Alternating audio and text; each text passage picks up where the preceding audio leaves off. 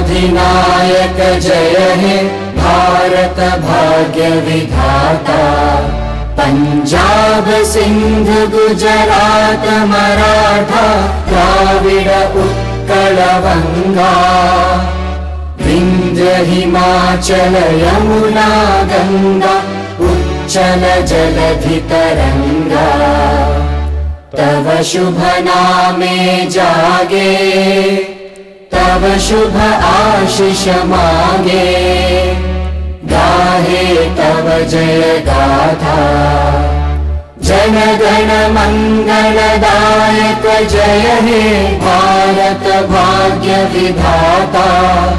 जय हे जय हे जय हे जय जय जय जय हे जय।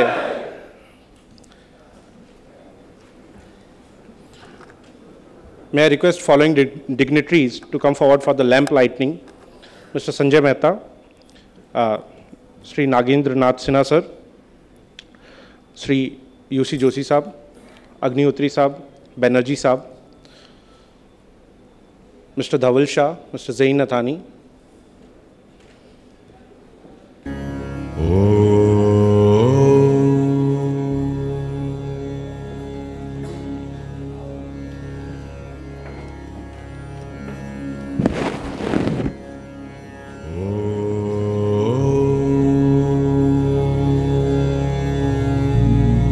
जयंत भाई, जयंत भाई,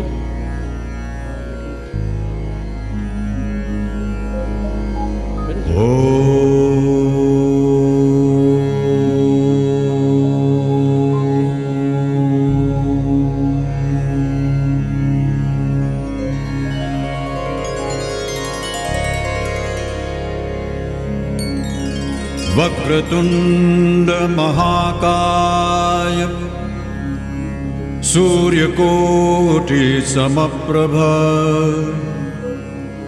निर्विघ्नं कुरु मे देव सर्वकार्येषु सर्वदा। Request everyone to please take your seats on the dais.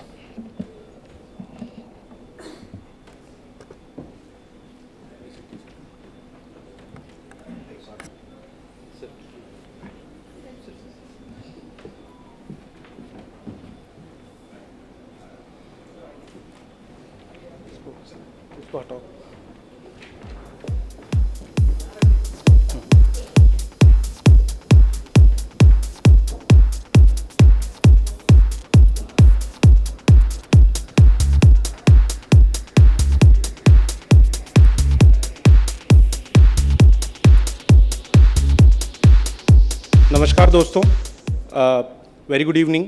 मेरा नाम अमर सिंह है और मैं लास्ट 10 साल से MRAI में एज अ सेक्रेटरी जनरल कार्यरत हूँ। मंचासीन श्री नागेंद्र नाथ सिन्हा जी, श्री UC जोशी साहब, श्री अग्निहोत्री साहब, श्री PK बनर्जी साहब, धवल भाई, जैन सर, जयंत भाई। I welcome all the delegates from MRAI, ANMA, all the directors of MRAI, ANMA, all the government representatives who are here from state as well as from the central government side, students from IIT, IIM. The main reason of organizing this conference is to create awareness amongst each one of us कि recycling बहुत अच्छा है, secondary sector बहुत अच्छा है और current ministry के कार्यकाल में इसको बहुत ज़्यादा प्राथमिकता दी जा रही है और रिस्पॉन्सिबल रिसाइकलिंग को प्रमोट किया जा रहा है। ये जो आकाम का प्रोग्राम है, ministry of steel, ministry of mines के कहने पर MRAI, JNAR, DDC NALCO, MSTC, NMDC मिल के इस प्रोग्राम को ऑर्गेनाइज कर रहे हैं। लेकिन मैं उसके अलावा हमारे जो सिस्टर पार्टनर्स मैं बोलूँगा या सिस्टर एसोसिएशन जो हैं, अनमा, रमेश भाई का मैं बहुत बहुत धन्यवाद देना चाहूँगा। उनके लीडरशिप में ये इतना अच्छा कार्यक्रम आज यहाँ पे आयोजित हुआ है। रमेश भाई, जयंत भाई, थैंक यू सो मच। अभी I think there are few more people who will come. Sir, more than 350 delegates are here. एक छोटा सा डेटा देना चाहूँगा sir, why Gujarat is so important. Sir, 500 aluminium की यूनिट्स हैं जो 30% पूरे इंडिया का सेकेंडरी एल्यूमिनियम प्रोड्यूस करती हैं। मेरी जयंत भाई से सुबह ही बात हो रही थी, अराउंड 15 से 20 हज़ार करोड़ का टर्नओवर है sir. Around 45 stainless steel units हैं अहमदाबाद और आजू बाजू के रीजन में। 20 कॉपर की यूनिट्स हैं जो कॉपर को रिसाइकिल करती हैं। सर, दूसरा सबसे बड़ा जो कंट्रीब्यूटर है वो है स्टील। भावनगर, गांधीधाम और अहमदाबाद मिला के सर, अभी मैंने किसी भाई साहब से पूछा तो उन्होंने मुझे बताया कि 250 यूनिट्स हैं, which is a big number. और ये रिसाइकलिंग कॉन्फ्रेंस आयोजित करने के पीछे जो सबसे बड़ा रीज़न है इस क्लस्टर में आने का, कि इस क्लस्टर को, since there are so many companies, हम इस क्लस्टर को और आगे कैसे लेके जाएं, अहमदाबाद रीजन को और आगे कैसे बढ़ाएं।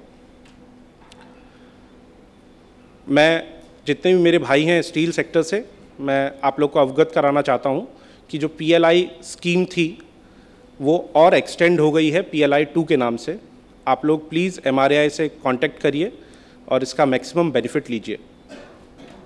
सर, लास्ट 2 दिन से आप और जोशी साहब ने बहुत सारी फैक्ट्री विजिट्स करी और जितनी भी इश्यूज़ हैं आप सब लोग ऑलरेडी अवगत हैं, मैं उनको रिपीट नहीं करना चाहूँगा।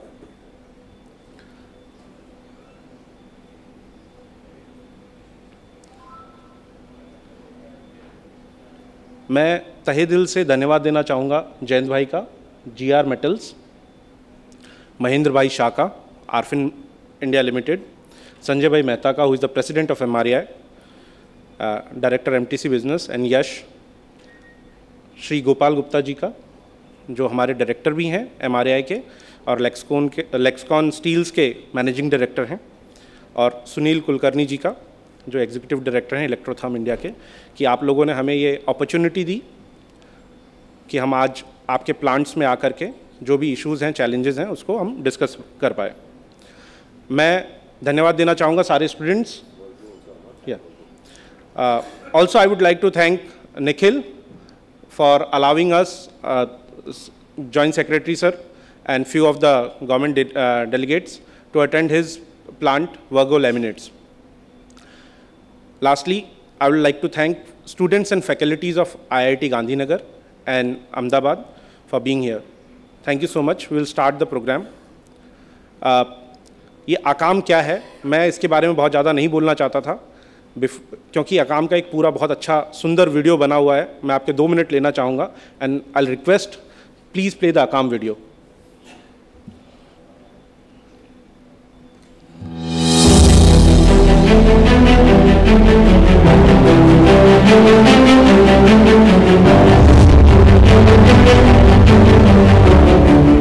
Improper waste management is a global issue which has negative effects on the environment, while recycling has a huge environmental advantage in addition to the financial benefit. Metal recycling has multifold environmental and socio-economic benefits.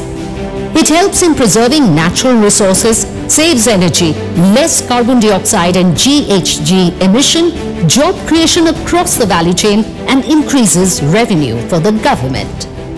Several wastes are generated during primary metal production, and they have substantial potential to be utilized in different industries outside the metal sector. Waste utilization avoids land pollution and water contamination. Recycling steel, aluminium, copper, lead and zinc saves energy and can play a key role in the transition from linear economy to a circular economy. Reduction in energy is directly proportional to the reduction in GHG emissions. India is the second largest producer of steel and aluminium in the world.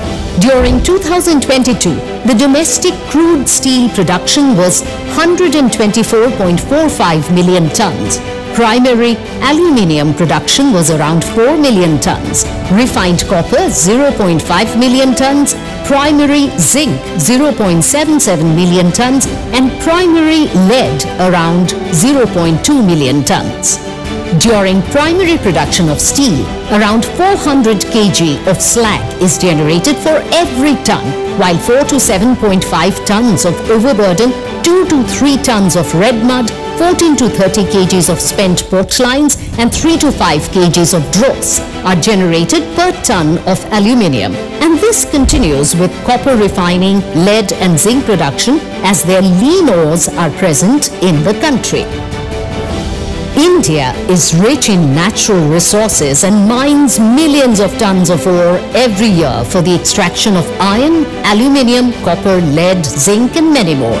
During mining and beneficiation operations, commonly generated wastes include overburden, low-grade ores, tailings, fines or slimes, etc.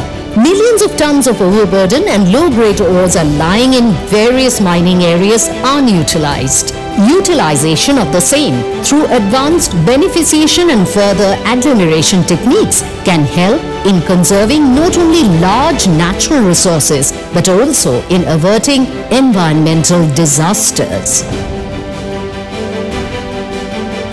Niti Aayog, the Ministry of Steel and the Ministry of Mines are diligently working to make the metal sector more sustainable by way of waste utilization and recycling. Several policy reforms like steel scrap recycling policy by the Ministry of Steel and National Non-Ferrous Metal Recycling Framework by the Ministry of Mines and circular economy actions by Niti Aayog are under implementation and many more are on the way.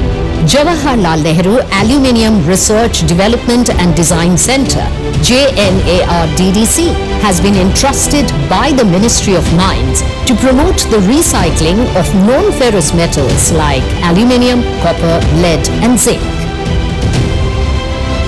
As the country is celebrating the Azadi Ka Amrit Mahotsav to commemorate the 75th year of India's independence, the Ministry of Mines and the Ministry of Steel, Government of India, in collaboration with JNARDDC, Ministry of Mines, PSU, NALCO, and Ministry of Steel, PSUs, NMDC and MSTC along with MRAI are organizing a Circular Economy Campaign 2023 with a series of events to mark the celebration of the Azadi Ka Amrit Mahotsav.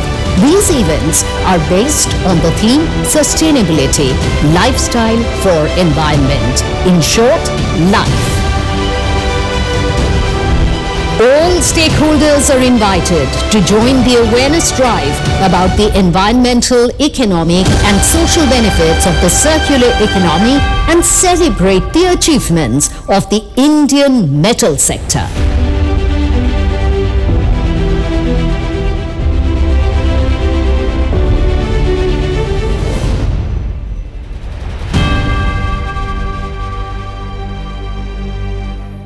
Thank you so much.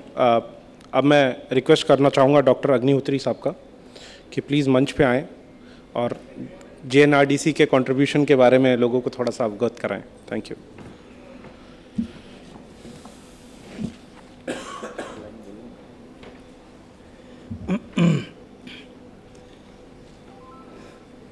पहले तो मैं Gujarat recycling industry के लिए 4 line बोलना चाहूँगा. मंजिल मिले न मिले ये मुकद्दर की बात है, मंजिल मिले न मिले ये मुकद्दर की बात है, पर हम कोशिश भी न करें ये गलत बात है. क्योंकि लहरों से डर के नौका पार नहीं होती और कोशिश करने वालों की कभी हार नहीं होती। Dignitaries on the dais, Shri Nagendra N. Sinha, Secretary, Ministry of Steel, Shri Upen Joshi, Joint Secretary, Ministry of Mines, Mr. Sanjay Mehta, President, MRAI, Mr. Dhaval Shah, Director, MRAI, Mr. Banerjee, Ex-Director, SIAM, Mr. Jayant Jain, the man behind the scene like Secretary ANMA, Mr. Nathani, Vice President, MRAI, Mr. Amar Singh, Secretary, MRI, dignitaries of the dais, invitees, recyclers, participants, students, and I hope there are teachers, members from media, ladies and gentlemen, a very good evening to all of you here. At the outset, on behalf of Ministry of Mine and Ministry of Steel and Jawaharlal Nehru Aluminium Research Development and Design Center, Nagpur, I extend warm greetings to all of you here. अमृत काल के दौरान आज़ादी के अमृत महोत्सव के तहत इस circular economy campaign 2023 में आप सभी का स्वागत करना सम्मान, गौरव और खुशी की बात है। Material recycling association of India MRAI की टीम और इस प्रोग्राम से संबंधित अकाम टीम की राष्ट्र के प्रति सार्थक और उत्पादक सेवा के लिए मैं आप सभी को बधाई देता हूं। कार्यक्रम को सफल बनाने के लिए all India ferrous metal EXIM association ENMA और स्थानीय रिसाइकलिंग इंडस्ट्री द्वारा किए गए प्रयासों की भी सराहना करता हूं। हमारी एक फेवरेट लाइन है जो हमेशा बोलता हूं, गुरु से ज्ञान, ज्ञान से मान, मान से सम्मान। इस सम्मान के लिए मैं आप सभी का हार्दिक अभिनंदन करता हूं। दोस्तों, सबसे पहला सवाल जो मन में आता है कि अचानक भारत सरकार के पटल पे ये रिसाइकलिंग का इतना महत्व क्यों? उसका एक कारण है कि रिसाइकलिंग का सीधा संबंध सर्कुलर इकोनॉमी से है और सर्कुलर इकोनॉमी का गहरा रिश्ता क्लाइमेट चेंज से है। क्लाइमेट चेंज, जिसको हम जलवायु परिवर्तन बोलते हैं, उसकी गंभीरता को समझने के लिए मैं दो उदाहरण शेयर करना चाहता हूं। पहली बात, अभी आप लोगों ने कोविड-19 के तांडव को सारे विश्व में देखा और आगे आने वाले वर्षों में कोविड-19 से भी ज़्यादा बड़ी समस्या का सामना करना पड़ सकता है और जिसका नाम है क्लाइमेट चेंज या क्लाइमेट क्राइसिस। दूसरी बात, अगर आप लोगों ने मैं शेयर करना चाहता हूं कि आगे आने वाले दिनों में हमारी मुख्य फसलें, जिसको कि स्टेपल क्रॉप बोलते हैं, जैसे कि गेहूं, चावल, मक्का का उत्पादन धरती पर CO2 और टेम्परेचर बढ़ने के साथ धीरे धीरे घटता जाएगा। मिलेट्स, जिसको कि मोटा अनाज भी कहते हैं, ऐसी उपज है जिस पर जलवायु परिवर्तन का ज़्यादा असर नहीं पड़ता है। इसलिए हमारे आदरणीय प्रधानमंत्री ने मिलेट्स पर ध्यान देने की बात कही है। इनफैक्ट यूनाइटेड नेशंस ने 2023 को इंटरनेशनल ईयर ऑफ मिलेट्स घोषित किया है। तो ये क्लाइमेट चेंज की गंभीरता को आपके सामने रखने के लिए मैंने दो एग्जाम्पल दिए, और अगर सिंपल वर्ड्स में क्लाइमेट चेंज का मतलब आपसे शेयर करना चाहूँगा, उसका मतलब है धरती का तापमान बढ़ेगा, अनियमित वर्षा होगी और लंबे समय तक सूखा पड़ेगा। और इन सभी का कारण धरती पर बढ़ती हुई ग्रीन हाउस गैस है। जैसे जैसे क्लाइमेट चेंज तेजी से आगे बढ़ रहा है, देश, उद्योग एमिशन टारगेट्स को पूरा करने के लिए, कार्बन सीमा शुल्कों से बचने के लिए, ऊर्जा लागत को कम करने के लिए नए नए तरीकों का तलाश कर रहे हैं। क्लाइमेट चेंज से लड़ने के लिए हमें अपनी इकोनॉमी को सर्कुलर बनाना है, जिसको हम बोल रहे हैं सर्कुलर इकोनॉमी कैंपेन 2023। अगर हमने अपनी इकोनॉमी को सर्कुलर नहीं बनाया तो 2050 तक इंडिया को, भारत देश को सरवाइव करने के लिए 0.9 अर्थ लगेगी और वर्ल्ड को करीबन 3 अर्थ लगेंगी। तो आज बात हो रही है SDG 2023 एजेंडा की बात हो रही है, जिसमें कि हम रिस्पॉन्सिबल कंजम्पशन एंड प्रोडक्शन की बात कर रहे हैं। इसलिए अब समय आ गया है कि अपनी इकोनॉमी को लीनियर से सर्कुलर की ओर स्थानांतरित किया जाए, और ऐसा करने के लिए हम देश को एक्सट्रैक्शन, निष्कर्षण से रीजनरेशन, पुनर्जीवन की ओर ले जाएंगे, और इसी रीजनरेशन का दूसरा नाम रिसाइकलिंग है। रिसाइकलिंग ही इकोनॉमी को सर्कुलर बनाकर देश और विश्व को सस्टेनेबल बना सकता है और नेचुरल रिसोर्सेज की उपलब्धता को भी बढ़ा सकता है। सर्कुलर इकोनॉमी को उड़ान भरने के लिए रिसाइकलिंग के पंखों की ज़रूरत है, इसलिए हम आज आपके सामने खड़े हुए हैं। जैसा कि आप सभी को पता है, आज भारत दुनिया का तीसरे नंबर का ग्रीन हाउस गैस एमिटर है। We are emitting about 2.8 gigatons greenhouse this year in 2022, और ये आंकड़ा 4.48 गिगाटन 2030 तक पहुंच जाएगा, और हमारा विश्व को कमिटमेंट है कि हम इसको 1 गिगाटन से कम कर देंगे और 4.48 को 3.48 गिगा कर देंगे। ये भारत देश का विश्व को कमिटमेंट है 2030 का, and we have to participate in that. Industry के CO2 एमिशंस को कम करने का एक तरीका रिसाइकलिंग है, क्योंकि जब हम मेटल की रिसाइकलिंग करते हैं तो एनर्जी और पॉल्यूशन दोनों की मात्रा में काफ़ी गिरावट आती है। आज मैं रिसाइकलिंग का सबसे इम्पॉर्टेंट मुद्दे की बात करना चाहूँगा, और सबसे इम्पॉर्टेंट मुद्दा रिसाइकलिंग में है एजुकेशन, शिक्षा। यहाँ पर शिक्षा का मतलब है जागरूकता, जिम्मेदारी, प्रतिबद्धता, गुणवत्ता के प्रति जागरूक और कौशल। रिसाइकलिंग इंडस्ट्री द्वारा सर्कुलर इकोनॉमी को सार्थक बनाने के लिए देश के अमृत काल में 5 प्रमुख बातों पर ध्यान रखना होगा। सबसे पहला, मेटल रिसाइकलिंग इंडस्ट्री को, कंपनियों को अपनी छवि सुधारनी होगी। मेटल रिसाइकलिंग इंडस्ट्री को आगे आने वर्षों में हमें इसको एक ग्लैमरस इंडस्ट्री बनाना होगा। अमृत काल में रिसाइकलिंग सेक्टर को स्वास्थ्य, सफाई और स्वच्छता पर ज़्यादा ध्यान देना होगा। इससे इंडस्ट्री को, जो कि हमने आज सुना किसी से, रेड कैटेगरी से ग्रीन कैटेगरी में ले जाने में मदद मिलेगी, और आगे आने वाले वर्षों में जो हमारा यंग टैलेंट है वो भी रिसाइकलिंग इंडस्ट्री की तरफ आकर्षित होगा। सेकंड, रिसाइकलिंग सेक्टर को फॉर्मल या ऑर्गेनाइज सेक्टर में कन्वर्ट करना है। जब तक रिसाइकलिंग इंडस्ट्री ऑर्गेनाइज या फॉर्मल क्षेत्र नहीं बनेगा, तब तक सस्टेनेबिलिटी के प्रति आपका योगदान बिल्कुल भी दिखाई नहीं देगा। रिसाइकलिंग इंडस्ट्री का ऑथेंटिक डेटा जब तक भारत सरकार के पास नहीं पहुंचेगा, तो इस इंडस्ट्री के लिए कोई भी पॉलिसी या स्कीम बनाना हमारे भारत सरकार के लिए बहुत मुश्किल होगा। आप सभी को पता है, हमारे आदरणीय प्रधानमंत्री का सपना है कि 2047 तक भारत को डेवलप्ड कंट्री बनाना है।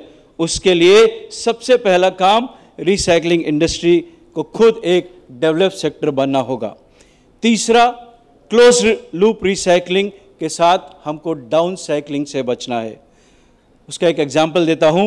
हवाई जहाज के स्क्रैप को रिसाइकिल करके हवाई जहाज ही बनाना है। ये हुआ क्लोज लूप रिसाइकलिंग।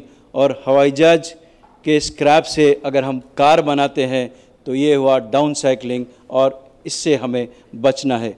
इससे इंडस्ट्री की लागत भी कम होगी और प्रोडक्ट क्वालिटी में भी सुधार होगा। चौथी बात, रिसाइकलिंग इंडस्ट्री को कार्बन न्यूट्रल इंडस्ट्री बनाना है। ये बड़ा टारगेट है। रिसाइकलिंग इंडस्ट्री के लिए रिन्यूएबल एनर्जी का अधिक से अधिक उपयोग करना होगा। इंडस्ट्री को न सिर्फ ग्रीन बनाए बल्कि कार्बन क्रेडिट जनरेशन इंडस्ट्री भी हम बना सकते हैं। ये अपॉर्चुनिटी आप सभी के पास है। भारत देश के 2030 कमिटमेंट, जो कि 50% रिन्यूएबल एनर्जी यूज़ करेगा 2030 तक, उसमें रिसाइकलिंग इंडस्ट्री बहुत बड़ा योगदान कर सकता है और भागीदार बन सकता है। आगे आने वाले समय में कार्बन टैक्स, कार्बन क्रेडिट की बात होगी और इसके लिए इंडस्ट्री को कार्बन न्यूट्रल बनना बहुत ज़रूरी है। आप लोगों ने सुना होगा कि यूरोपियन यूनियन आज सीबैम की बात कर रही है, कार्बन बॉर्डर एडजस्टमेंट मैकेनिज्म की बात कर रही है, और इन सब चुनौतियों से लड़ने के लिए हमें अभी से तैयारी शुरू करनी होगी, क्योंकि हमारा कमिटमेंट है 2070 में भारत को कार्बन न्यूट्रल देश बनाना, और आपकी भागीदारी उसमें बहुत ज़रूरी है। Last but not least, the recycling industry में डिजिटलाइजेशन का उपयोग बढ़ाएं। Digitalisation has huge potential for recycling industry in the country. Scrap को अधिक सस्टेनेबल मटेरियल बनाने के लिए डिजिटल तकनीकों का उपयोग करना बहुत महत्वपूर्ण है। इसी के साथ एक बार फिर इस कार्यक्रम को सफल बनाने के लिए किए गए प्रयासों के प्रति मैं आप सभी का आभार प्रकट करता हूं। मैं all India non forest metal EXIM association Enma को शुभकामनाएं देता हूं और उम्मीद करता हूं कि भारत सरकार के सर्कुलर इकोनॉमी ड्राइव में आप सभी का पूरा योगदान रहेगा। एक लाइन बोलना चाहूँगा, जब हौसला बना लिया ऊंची उड़ान का, तो देखना फिजूल है कद आसमान का। धन्यवाद एंड जय हिंद।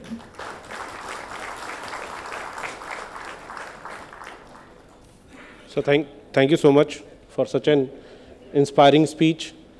अब मैं बुलाना चाहूँगा डॉक्टर पीके बनर्जी साहब को, who is the Executive Director of CAM। Just मैं आप लोग को बता दूँ CAM क्या है। जितनी भी ऑटोमोटिव इंडस्ट्रीज़ हैं इंडिया में, उन लोगों ने मिलकर एक एसोसिएशन बनाया है और वो ऑटोमोबाइल इंडस्ट्री को प्रमोट करता है। CAM is working towards circularity in automobile industry. मैं request Banerjee साहब, please come on the dais and say a few words.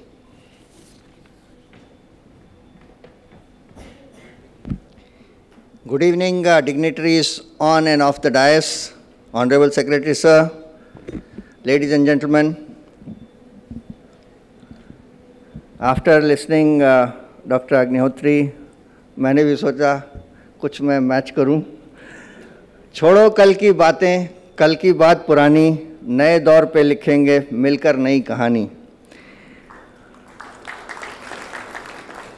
एक दौर था जहां recyclers were looked down in a manner which was not respectful, लेकिन sustainable earth, sustainable future, one earth, one family, one future discussion has brought circularity, which is the core of sustainability, on the forefront. And this is the reason why Indian government has taken a very visionary step. And if you look, what are the 4 challenges India is facing? The first, of course, it's an international commitment and climate change concern. Second, we have a huge concern related to energy security. Third, we have a challenge of road safety. And fourth, we have pollution related concerns. We have a number of cities reeling under the pressure of pollution. So these 4 concerns primarily has given all of us a very clear policy directions from the Government of India, and that policy direction has circularity in its core. Because of this, SIAM, an apex body of 45 global who is who, we are producing every year more than 2 crore vehicles. More than 30 crore vehicles are on road, and more than 5-6 crore vehicles are ready for end of life and recycling. Because of this huge volume of material recycling possibility, SIAM, as a responsible corporate body, has adopted a very key sustainable mobility advocacy initiative called Chakriyata. In English it means circularity. When it comes to EPR of plastic, extended producer responsibility of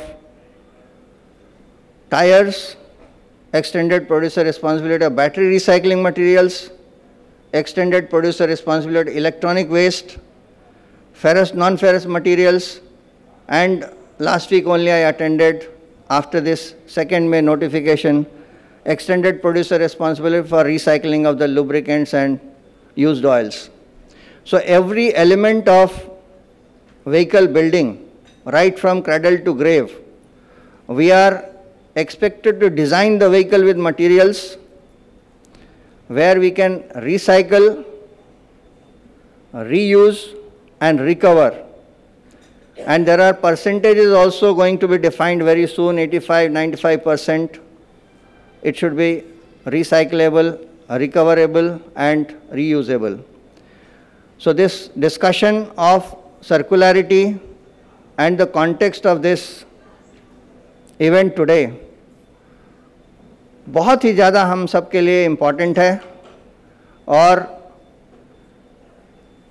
Sayam की तरफ से MRI का contribution दिन पर दिन जो बढ़ता जा रहा है, जिसमें एक कारवां सा बन पड़ा है। उसमें एक टाइम था जब मेटल रिसाइकलिंग एसोसिएशन नाम था, लेकिन all the board members of MRI present here, उसको मटेरियल रिसाइकलिंग एसोसिएशन बनाया गया। And today I am proud to say that Sanjay भाई आपके नेतृत्व में एमआरआई की छवि, एमआरआई की रीच, एमआरआई का इम्प्रेशन एंड एमआरआई का प्रेजेंस हर क्वार्टर में फील किया जा रहा है। और Sayam is very proud to be associated with MRI and we are committed that every aspect of vehicle build, every aspect of vehicle disposal, we will be partnering, associating with MRAI and contribute towards circularity under the vision of Government of India, Steel Ministry, and take it forward to its logical, meaningful future discourse. Thank you very much.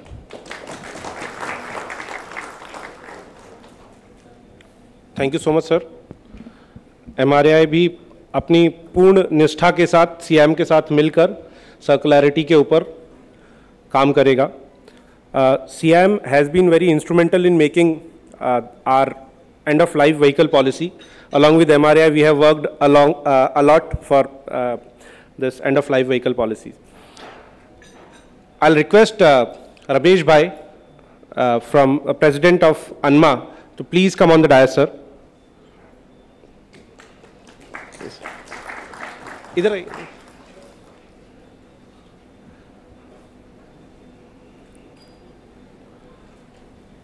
Sir, without the support of ANMA and our President, dear President Ramesh Bhai, this conference would have not been possible.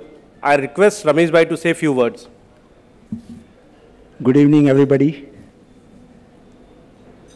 A warm welcome to all the dignitaries on the dais, off the dais, and all my ANMA members and guests who are here today and making this conference a great successful. I thank Mr. MRAI board and everybody to give us an opportunity to conduct this conference. And I thank Mr. Nagendraji Sinha, Mr. Agnihotri, Mr. P.K. Banerjee for their valuable time coming over here and giving us a deep knowledge and motivating all of our recycling industry for the betterment of our future. Thank you very much.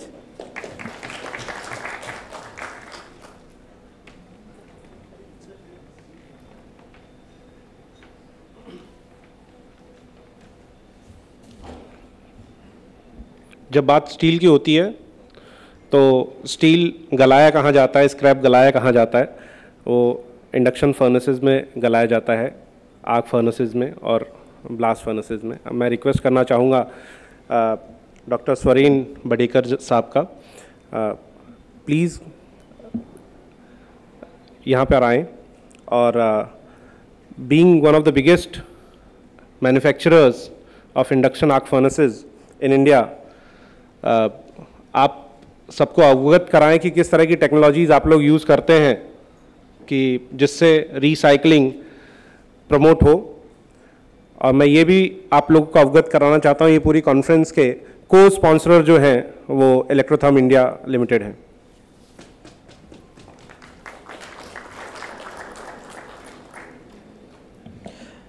Good evening, everybody. Topic for today's presentation is induction furnace slag and its utilization. अगर देखेंगे तो induction furnace itself एक एक जो भी word है उस पर घंटों बात कर सकते हैं, बट आज के इस कॉन्फ्रेंस के लिए स्लैग यूटिलाइजेशन का टॉपिक दिया गया है तो उसी पे बात करेंगे। तो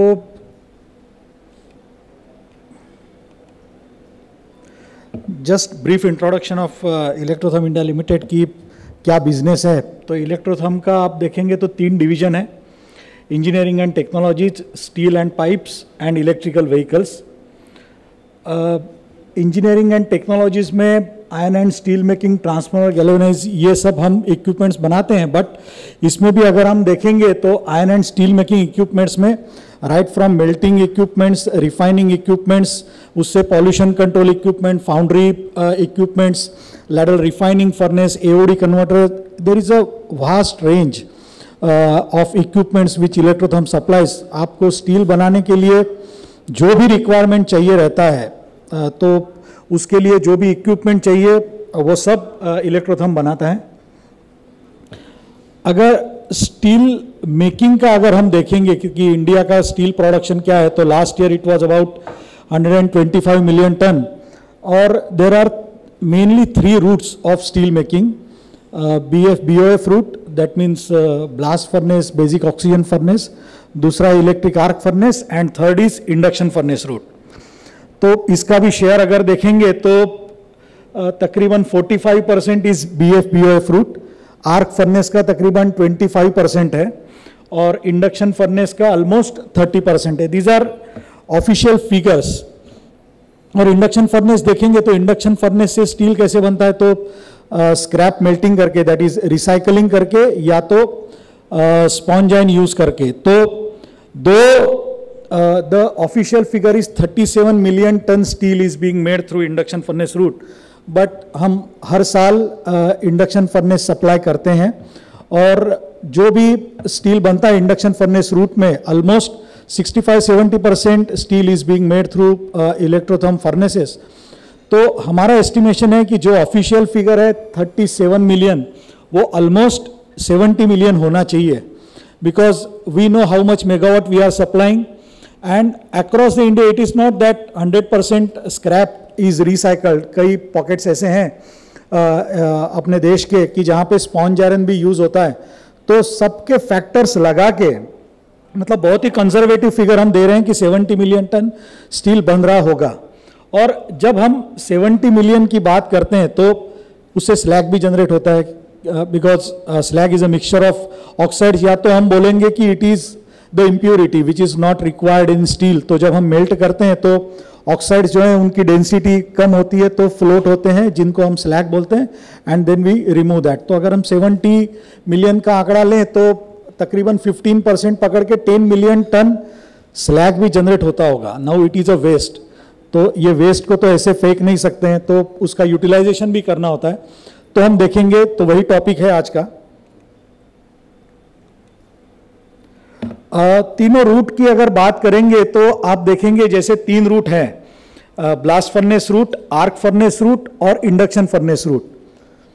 अब इक्विपमेंट्स कौन से लगते हैं, तो ब्लास्ट फर्नेस के बाद जो 3.5 या 4% कार्बन का जो भी आयन आता है, कास्ट आयन आता है, it is tapped into basic oxygen furnace. उसको ऑक्सीजन से कार्बन को रिड्यूस किया जाता है, उसके बाद उसको लैडल रिफाइनिंग फर्नेस में ले लिया जाता है और फिर then it is send to continuous casting machine. Arc furnace में भी ऐसा ही होता है कि once you melt scrap, then though it is arc furnace but chemical energy is use, तो lot of gases, oxygen injection होता है, सो मच CO2 जनरेशन वहां पे होता है, ऑक्सीजन इंजेक्शन होता है, तो ऑक्सीजन PPM भी स्टील में बहुत ज़्यादा बढ़ जाता है। तो रिफाइन करने के लिए वहाँ पे भी ladle refining furnace is must.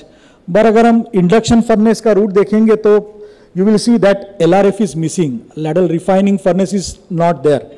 तो कई बार इंडक्शन फर्नेस में बोला जाता है कि रिफाइनिंग फर्नेस नहीं है तो quality of steel is not up to the mark, या तो रिफाइनिंग नहीं है तो अच्छा स्टील नहीं बनता, बट ऐसा नहीं है. इट इज एडवांटेज कि जब हम ऑक्सीजन इंजेक्शन ही नहीं करते हैं तो उसमें ऑक्सीजन पीपीएम डिजॉल्व होने का चांस ही नहीं है. तो अगर हम इस हिसाब से देखेंगे तो ये तीनों रूट हमने दिखाए हुए हैं. इंडक्शन फर्नेस में आप देखेंगे तो 90 to 320 ऑक्सीजन पीपीएम डिजॉल्व होता है. एज कंपेयर्ड आप देखेंगे बीओएफ में almost 900 to 1000 ppm, arc furnace में देखेंगे अगेन 900 to 1000 पीपीएम. तो इंडक्शन आप ब्लास्ट फर्नेस या आर्क फर्नेस का अगर आप स्टील लेंगे तो आप उसको कास्ट कर ही नहीं सकते, इतना सारा ऑक्सीजन होता है.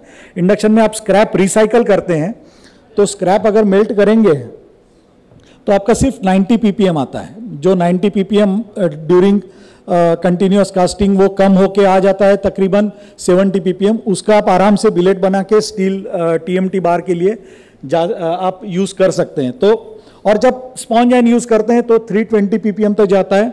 जो आप कंटिन्यूअस कास्टिंग में 150 180 पीपीएम उसका भी आराम से आप टीएमटी बार बना सकते हैं. तो जो लोग बोलते हैं कि इंडक्शन में आप लैडल रिफाइनिंग फर्नेस यूज ही नहीं करते तो क्वालिटी नहीं बनती, ऐसा नहीं है. विद इंडक्शन फर्नेस को ये एडवांटेज है कि विदाउट लैडल रिफाइनिंग फर्नेस भी हम फाइनल प्रोडक्ट बना सकते हैं, जो कि दूसरे रूट में वो पॉसिबल नहीं है.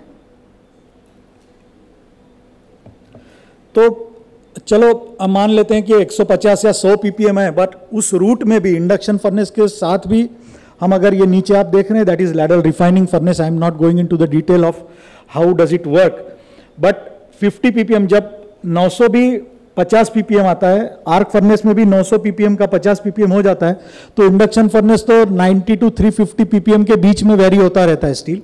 तो उसका भी जब हम लैडल रिफाइनिंग फर्नेस डालेंगे तो 50 पीपीएम तक आ ही जाता है. तो when we use ladle refining furnace along with induction furnace, the quality of steel is as good as other two routes of steel. मतलब BOF से बनाओ या तो आर्क फर्नेस से बनाओ या तो इंडक्शन से बनाओ. अगर लैडल रिफाइनिंग फर्नेस से आपका स्टील कंटिन्यूअस कास्टिंग में जा रहा है तो it becomes immaterial by which route you are following और you are making steel. So आप देखेंगे क्वालिटी में, इसीलिए गुजरात में हम देखेंगे तो इलेक्ट्रोथर्म ईटी टीएमटी कई बार जो दूसरे बड़े स्टील मेकर्स हैं उनके ऊपर भी अपना टीएमटी बार बेचता है, because we have ladle refining furnace. हमारा स्टील प्लांट भी है कच्छ में, तो वहां पे हम स्टील बनाते हैं using ladle refining furnace. We make the same quality of steel that of Tatas और Jindals they make.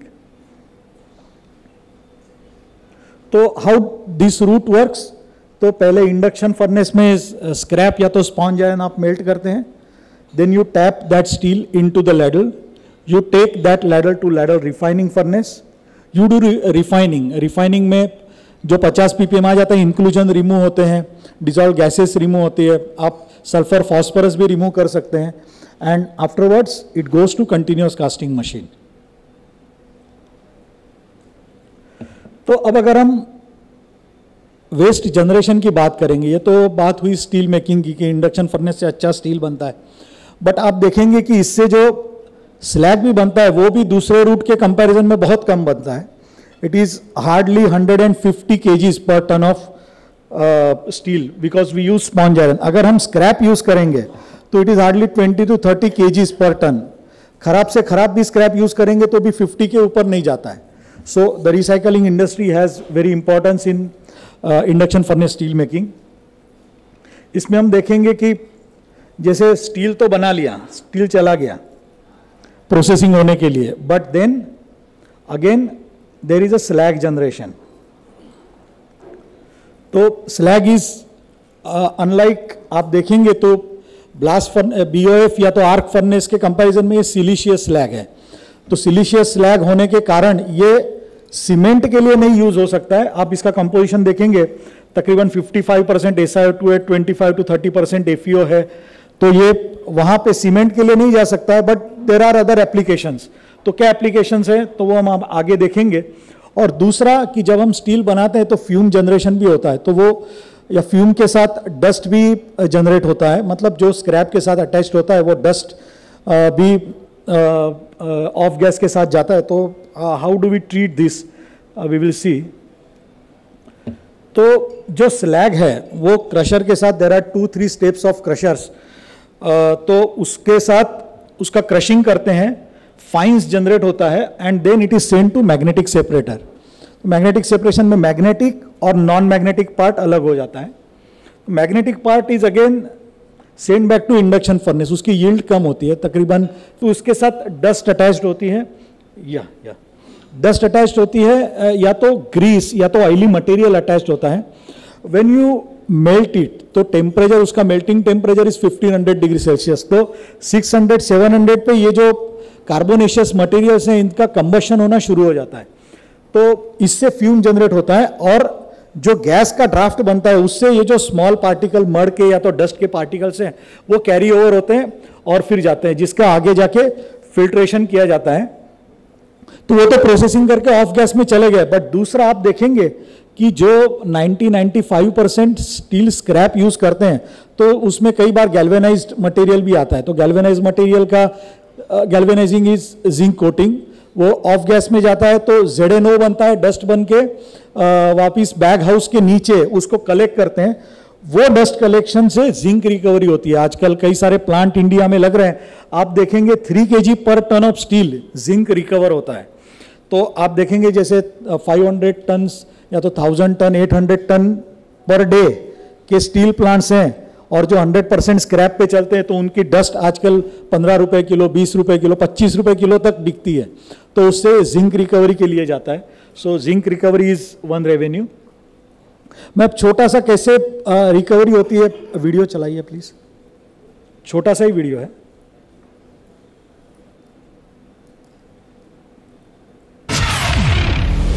Electrotherm India Limited.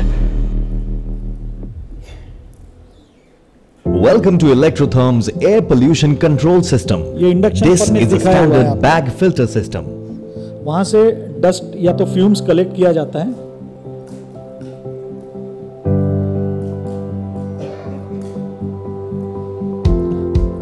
And then this fumes are processed with pollution control equipments.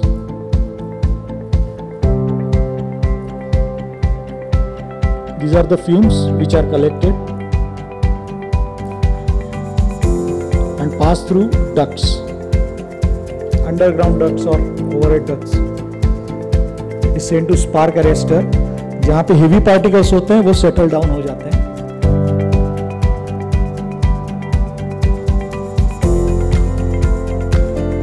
Because of gravity they settle down और pressure reduction से। Then they are sent to bag house.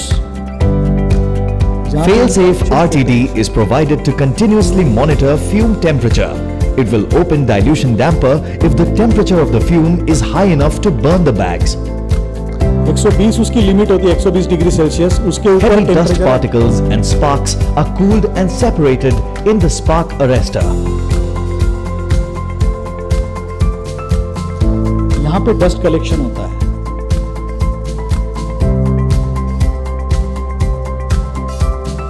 They are going to bags. A close-up of what is happening inside the bag filter chamber.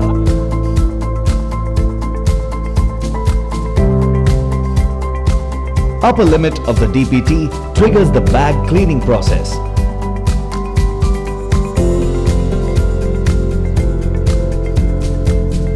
Mechanism of dust removal from the bags को clean using करने के लिए compressed air का pulse. Pulse दिया जाता है, जिससे कि बैग क्लीन हो जाए, जो डस्ट पार्टिकल्स हैं वो निकल जाए।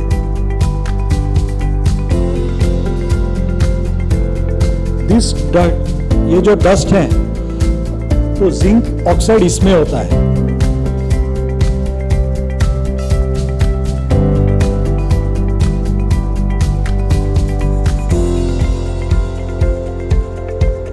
एक चेंबर हमेशा बंद रहता है ऑफ गैस, जिसमें पल्सिंग होता है, और 2 चेंबर्स कंटिन्यूअसली फिल्ट्रेशन करते रहते हैं।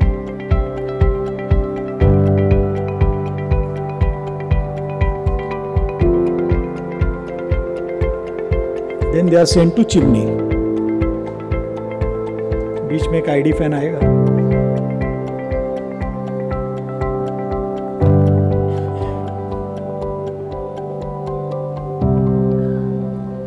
So this is about waste utilization of slag and how we clean the fumes.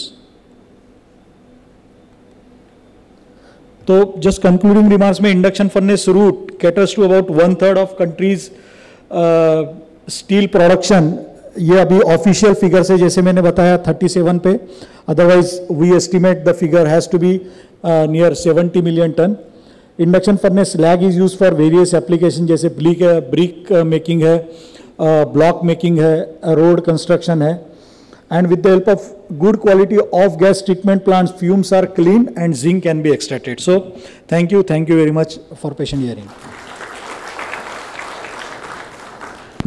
Thank you Dr. Sareen. मैं जितने भी हमारे इंडस्ट्री ओनर्स बैठे हैं, मैं आप लोगों से अनुरोध करना चाहूँगा कि जो भी IITs हैं, प्लीज़ आप IITs के पास जाइए. साहब ने तो बहुत अच्छा इंडक्शन फर्नेस के स्लैग से क्या बना सकते हैं हम लोग वो बताया, लेकिन IITs के पास इससे अच्छे सॉल्यूशंस हैं. एकेडमिक्स वालों के पास इससे अच्छे सॉल्यूशंस हैं. MRAI AKAM से जुड़ करके जितनी भी हम AKAM कॉन्फ्रेंसेस कर रहे हैं, हम हर जगह IIT वालों को बुलाते हैं और उनको अपने प्लांट्स भी दिखाते हैं और ये कोशिश करते हैं कि किस तरह से टेक्नोलॉजिकली हेल्प मिल सके हमें IIT से. तो मैं रिक्वेस्ट, जब हमारी IIT की बात हो रही है तो हमने आज IIT गांधीनगर से associate professor doctor Amit Arora ji को बुलाया है. He is going to speak on I think AI in scrap processing. तो Amit ji please come on the DISE.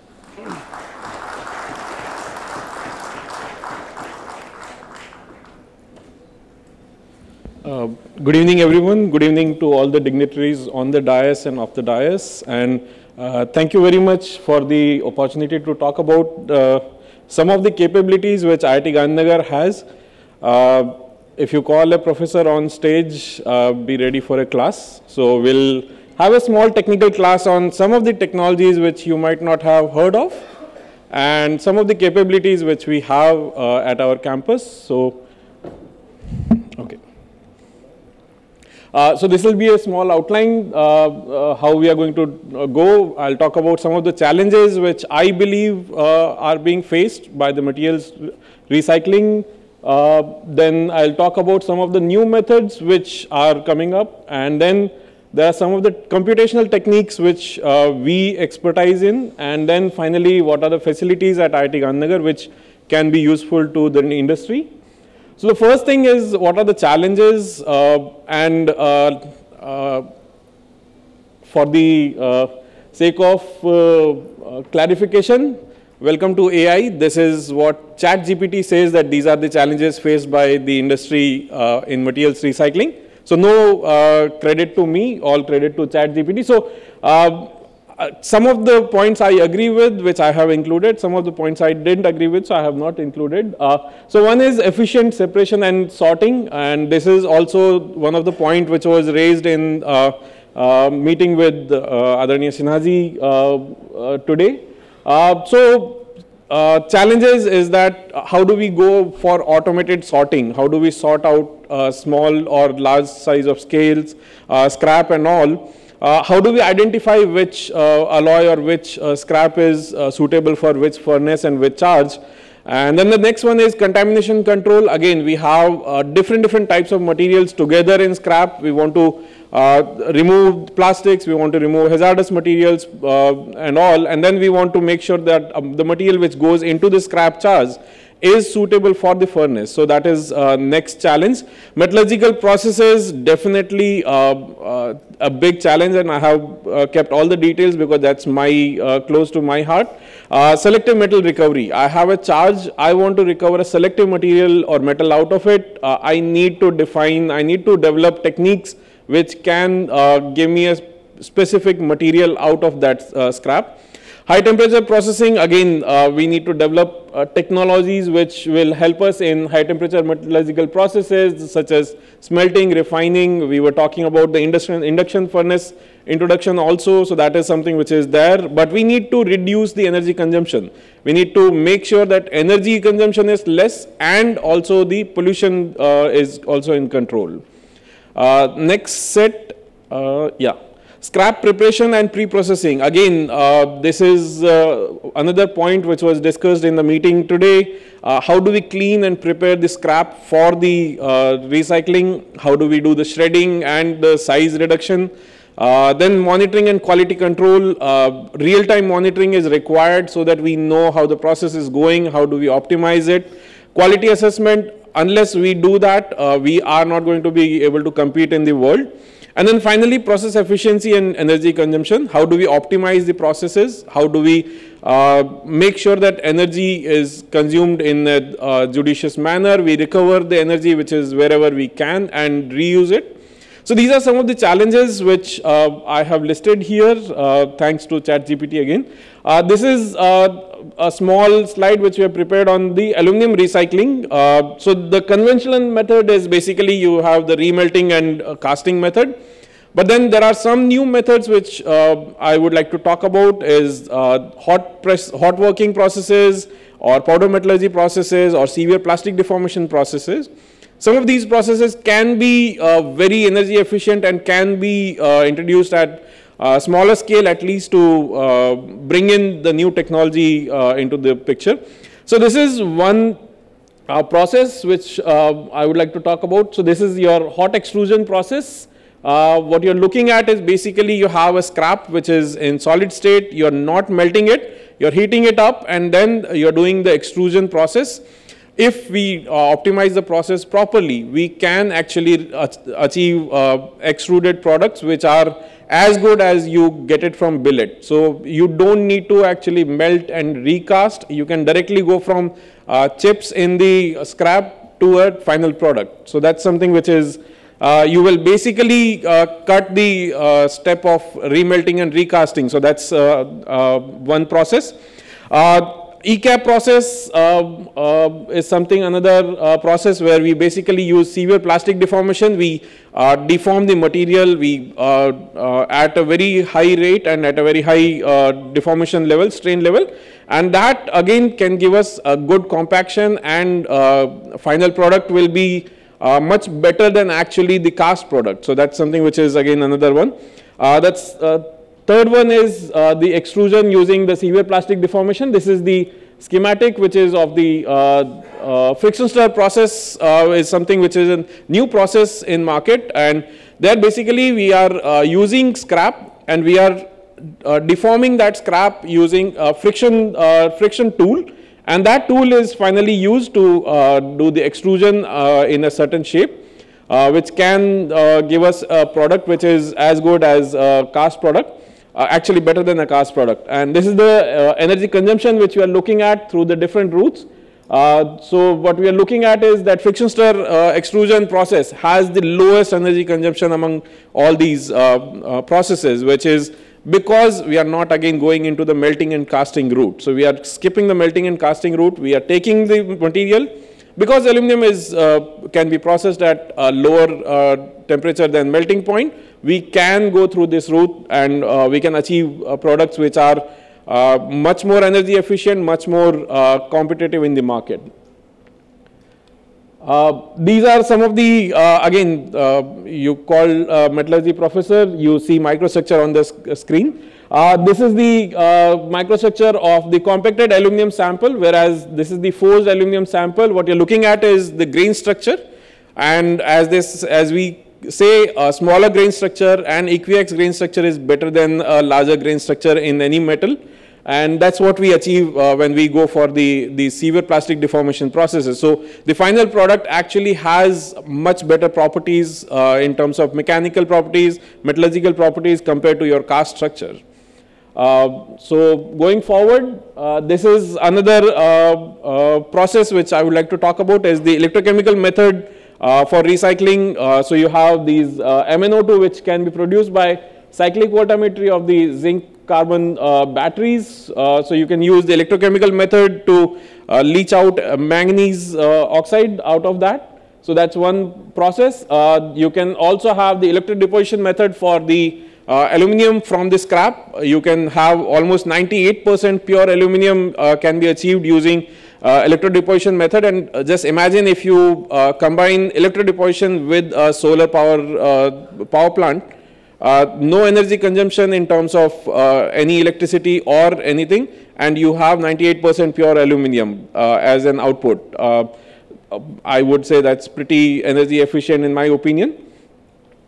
Going forward, this is something which is not a technology which has been proven, by the way. This is a proposed technology by my colleague, Professor Karthik Subramaniam.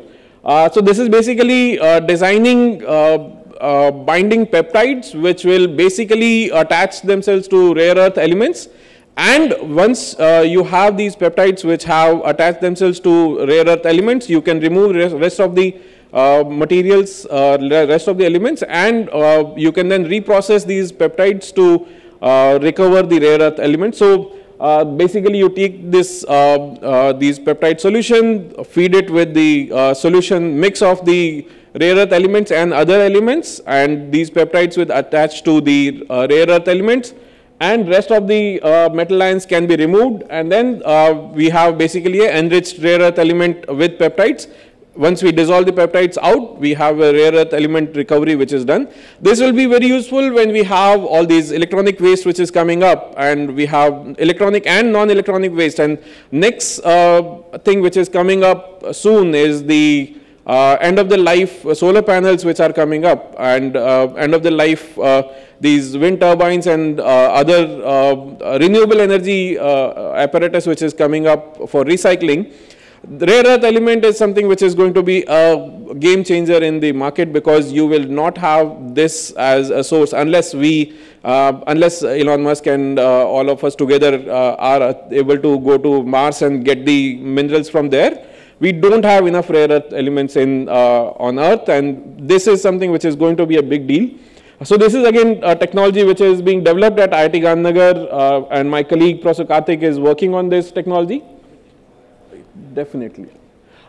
These are some of the computational approaches which we work on. We work on thermodynamic simulations to understand how to design alloys, how to structure a certain alloy, and then we also have process modeling setup where we can actually define what will be the kind of melt pool flow, what will be the large scale heat transfer in that, what kind of microstructure we will be able to get. All these are things which we can actually simulate in our system. This is a thermodynamic calculation which we have done to show how the iron reduction in aluminum can be achieved through addition of manganese. As we increase the manganese percentage, the mass fraction of iron goes down. These are again some of the computational predictions which can be done: effect of chemistry on blending, melting, recovery of critical minerals and precious metals, concentrations of hazardous emissions, incineration of waste, and all. If somebody can work on this video, it's a small video. I want to show this because we just saw in the presentation, we saw the off-gas recovery and all, right? So this is something which we can actually simulate in our process, that if you have a mix of multiple elements, if you have like paper, metal, wood, stone, and if I put it through a pipe and there is a flow of air or water, I can do separation, and I can actually simulate the process and show what parameters will be optimum to do the separation. The same thing we can do for the off-gas recovery also, where we can actually simulate the process, show at what airflow and what parameters will be able to recover the particles from the gas or remove the particles from the gas easily. So that's something which we can do. Everybody has been talking about, I think video is not working, so we'll let it go. Let it go because we don't have enough time, I think. Oh, wait. Yeah, so this is one of the video where everything is falling down together, and then another one, if there is a fluid movement with velocity, certain velocity, some of it will go up, some of it will come down. So I can separate different elements, different materials based on my parameters, and then I can define that. Okay, this is something which everybody is talking about, artificial intelligence, machine learning. How do we make use of that? First thing, for scrap sorting, we can go with AI vision systems. AI can be implemented, vision system can be implemented, it will sort automatically, it will tell us which scrap should go where. Machine learning based classification can be done to tell us what kind of scrap is which one and where should it go. Contaminant detection and removal can be done again with this kind of AI ML techniques. We can do process optimization. We can identify which parameters give us the best option, the best operating parameters and all. We can do quality control, composition analysis, and we can do real-time maintenance and monitoring also using AI ML. Finally, what are the facilities which we have? Just a couple of slides and then I'm done.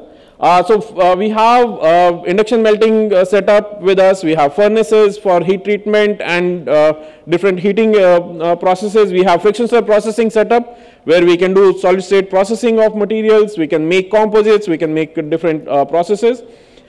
We do have a whole gamut of the high-end characterization. We have X-ray diffraction, particle X-ray diffraction, thin film, multi-purpose X-ray diffraction. We have scanning electron microscopy. We have transmission electron microscopy. We have mechanical behavior analysis. We have hardness analysis, tensile analysis. All this is something which is available right at your doorstep at IIT Gandhinagar. Whenever you need something, any of these techniques, you can always come to us. We are happy to work with industry on these techniques. And I think, and we have corrosion measurement setup and electrodeposition setup and in situ tensile setup where we can understand how a material behaves at microscopic level. This is the final slide which I have. Advanced solid state manufacturing techniques is something which we have. Modeling and simulation of all the processes, which is what we can do. Molecular dynamic simulation is something again we can do. Alloy design is something which we are actually doing with JNRDDC and Ministry of Mines. We are designing a new aluminum alloy for much higher strength. With development of AI ML based models for different processes and high-end characterization of materials, all metallurgical, mechanical, chemical, electrochemical and electrical characterization is something which we can do. This is my research group. Some of them are actually sitting there in the back and they are also part of this presentation. And this is IIT Gandhinagar. If any of you have interest, you can always visit us. Let me know if you would like to visit. These are my funding sources and collaborators. Thanks to them. And this is where you can reach me. Thank you. Thank you doctor Amit. मैं फिर से अपने सारे industry owners को request करना चाहूँगा कि please आपके नज़दीक जो भी IITs हैं, चाहे वो जो भी इंडस्ट्री ओनर्स, चाहे वो स्टील के हों, एल्यूमिनियम के हों, कॉपर के हों, आपके नज़दीक जो भी IITs हैं, आप प्लीज़ उनके पास जाइए. They have lots of technical knowledges. आप प्लीज़ आपके जो भी इश्यूज हैं टेक्नोलॉजी रिलेटेड, आप उनसे शेयर करिए. They will try and solve your issues at minimal cost. So this is a request. Thank you so much. Now I would like to welcome Mr. Keyur Shah, who is director at Mono Steels. Mono Steel is the largest secondary steel producer in entire Gujarat.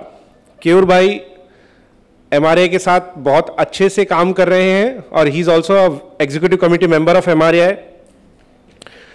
और भावनगर, गांधीधाम और अलंग की various associations को आज यहाँ पे represent कर रहे हैं. Keyur भाई. Thank you, Amarji. Thank you, everyone, for joining for the 4th scrap conference. Now, perfect. Now we'll start up with Gujarat 2030 vision for steel and power sector. India crude steel is 167 million tons, of which Gujarat produces 15 million tons. 9% of total steel capacity of India. Flat and long capacity.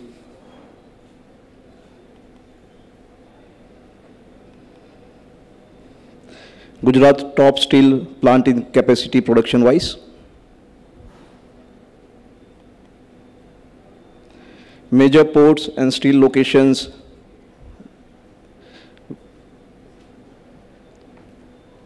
We have different sources of power: thermal, hydro, nuclear.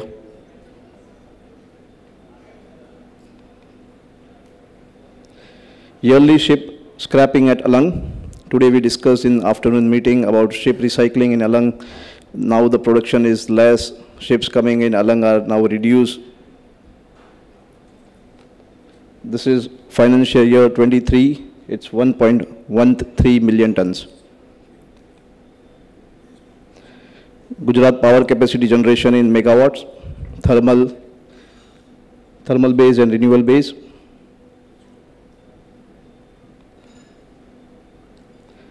Gujarat steel capacity and consumption. Coming up to the year, financial year 23. Scrap, right now it's 2.6 million tons. We have to make it more to 8.5 million tons in year, financial year 30. Goals for different sectors that should be for financial year 30. Ship recycling sector, power sector, ports, and reduce carbon emission. Challenges and requests for benefit for Gujarat steel sectors. Opening of circular economy parks through Gujarat and government incentives to drive vehicle scrappage policy. Standardization of uniform BIS specs across India. Delays in environmental clearance. Common facility for NABL accredited laboratory. Thank you.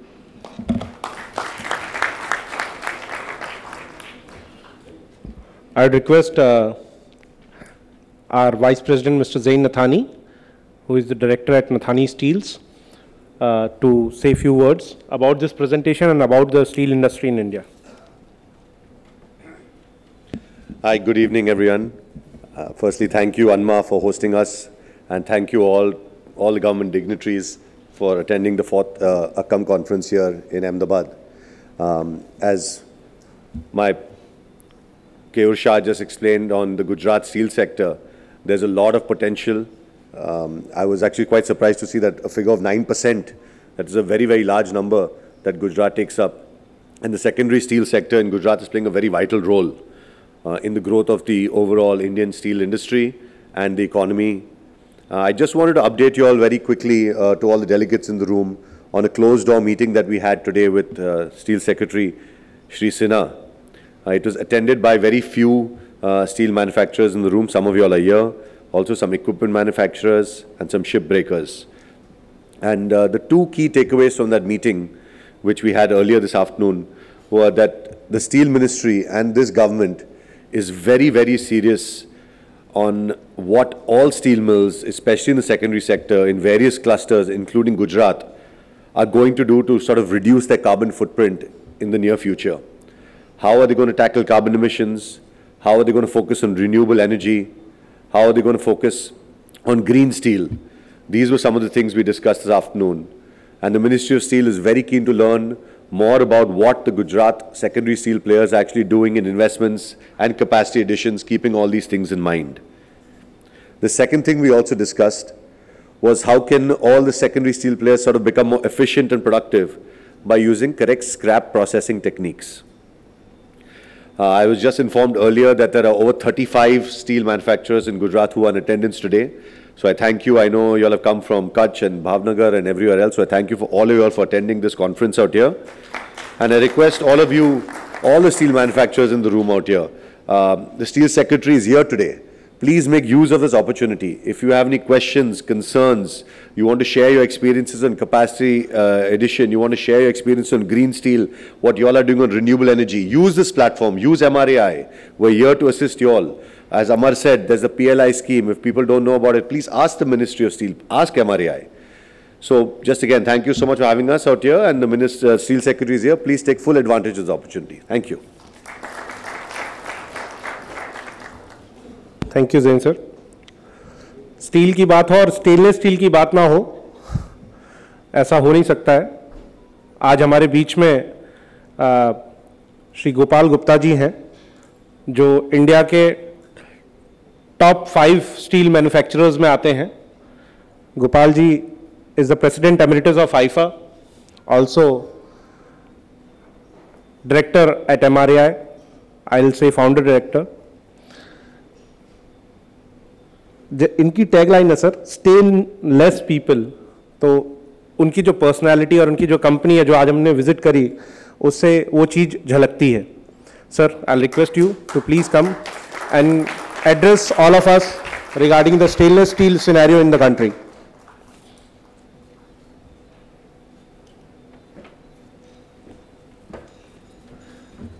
Thank you so much, Amar bhai. Good evening, everyone. A very warm welcome to you on this 4-3 scrap recycling and waste utilization drive organized by the Ministry of Steel. Sanjay भाई का आदेश था कि मुझे stainless steel के ऊपर बोलना है. I have to present some data points to you about the country, stainless steel, about the world.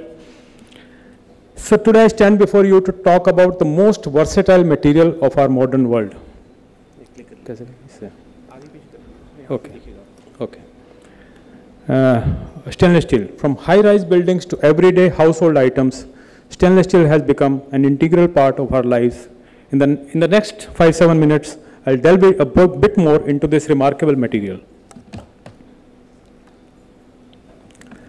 Let's begin by understanding what stainless steel actually is. Stainless steel is an alloy composed primarily of iron along with chromium, nickel, and other elements. Any steel that has a minimum of 10.5% chrome is considered to be stainless steel. The unique combination of metals gives stainless steel its exceptional properties, making it resistant to corrosion and staining. Around 60-70% of the global stainless steel relies on stainless steel scrap, and about 30% is produced by using virgin metals like nickel, chrome, and ferrous scrap. And the products can be categorized into two: flat products and long products.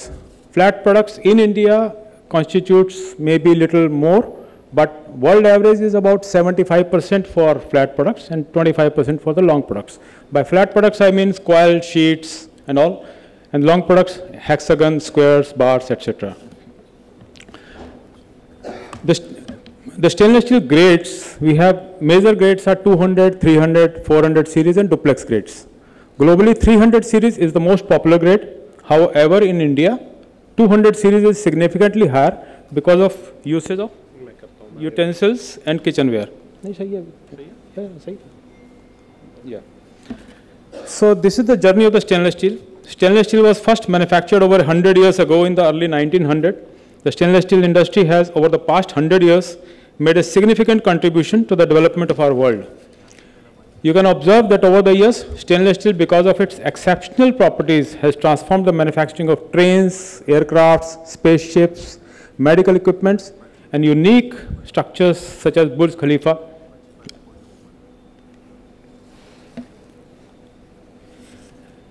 The global production of stainless steel was around 55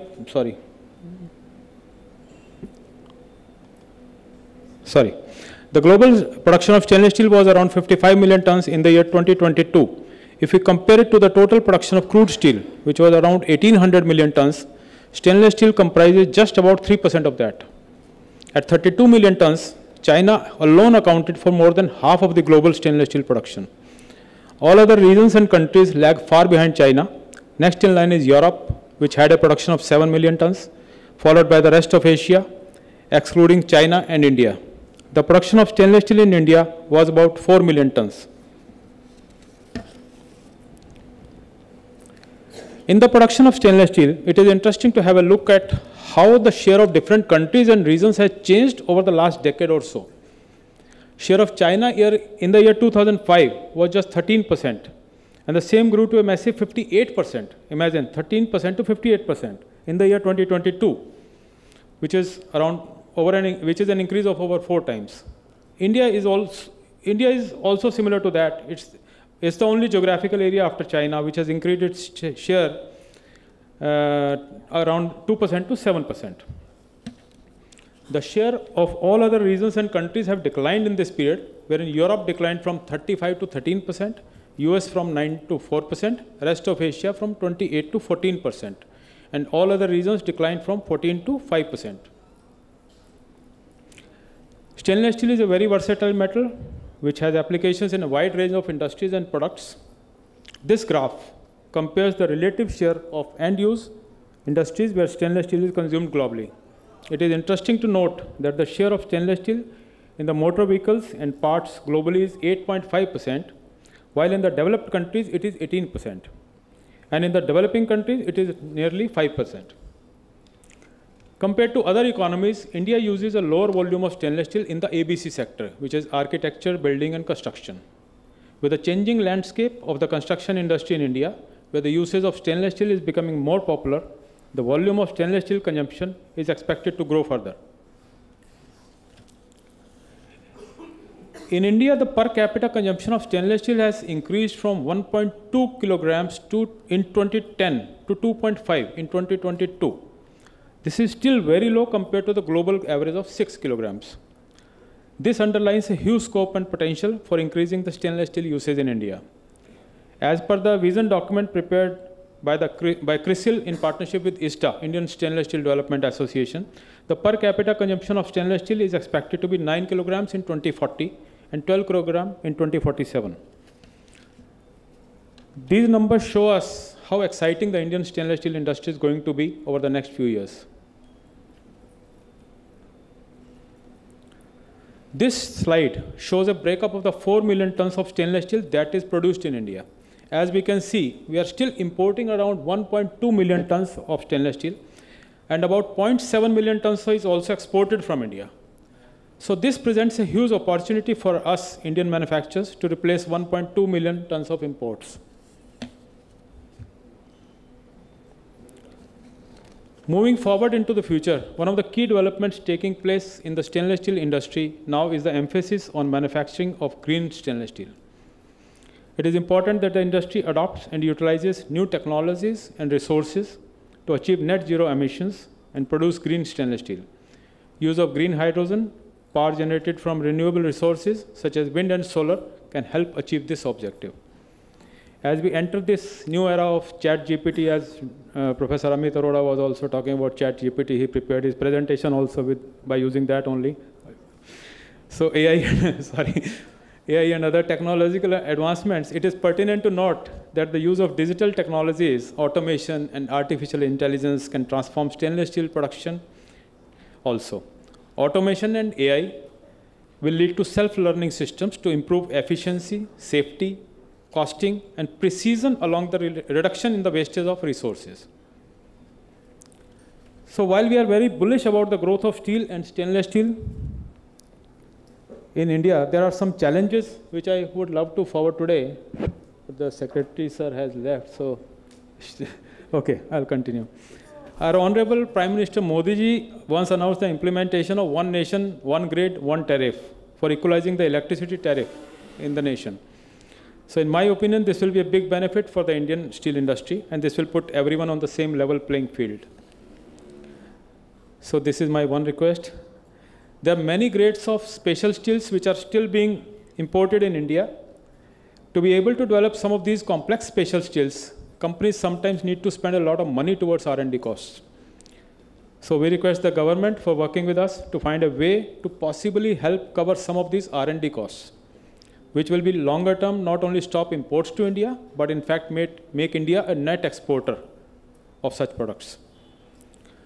Green steel is being talked about extensively across the globe. It is expected that soon there will be a differential in price in developed countries, such as those in Europe for steel that is more green.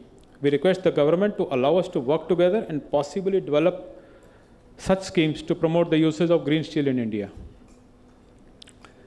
While importing on scrap, there is a very small issue. Sanjay bhai, you are also aware of that. While importing scrap on the DGST portal, there is a registration called SIMS, which I've talked about, Steel Import Monitoring System. For non-ferrous, they are charging about 500 rupees. For steel, they are charging on percentage basis, which becomes a little more difficult. Another thing that I was just sitting with Mr. Kulkarni of Electrotherm, so we were having a chat. So I was talking to him, is there any difference between the steel produced by electric arc furnace and induction furnace? He said, there is none. So that's what you know and we know. but the government has to know. So we have to educate everyone. For example, if you talk about RDSO railways, what they are doing, they are having their TDCs of about 20-25 years old, where it's clearly written electric arc furnace, LRF, VD. That's the route they will adopt. Now, electric arc furnace and induction furnace are used only for melting purpose. Refining process is the same.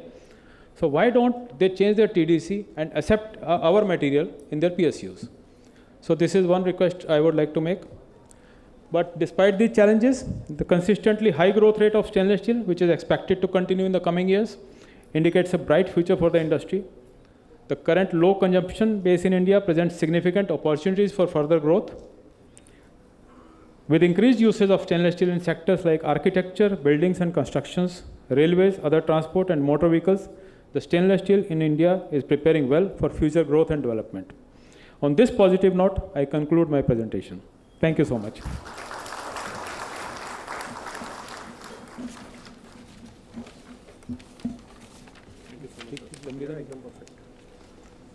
Thank you so much Gopal Gupta sir. आज हमारे बीच में एक मुख्य अतिथि आए हुए हैं, Shri DM Thakkar साहब, member secretary Gujarat pollution control board. Sir एक बार, हाँ,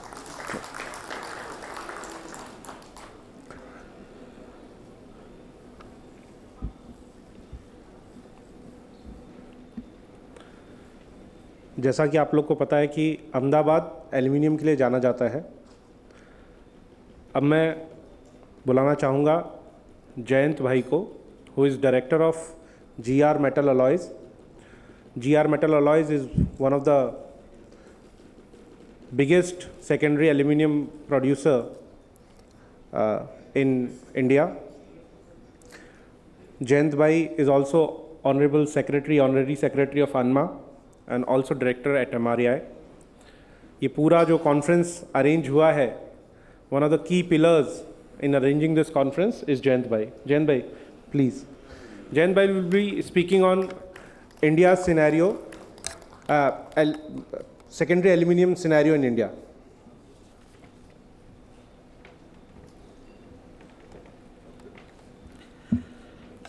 Good evening, friends, respected dignitaries seated on the dais and off the dais. A warm welcome to all from outside to Ahmedabad and from ANMA. So,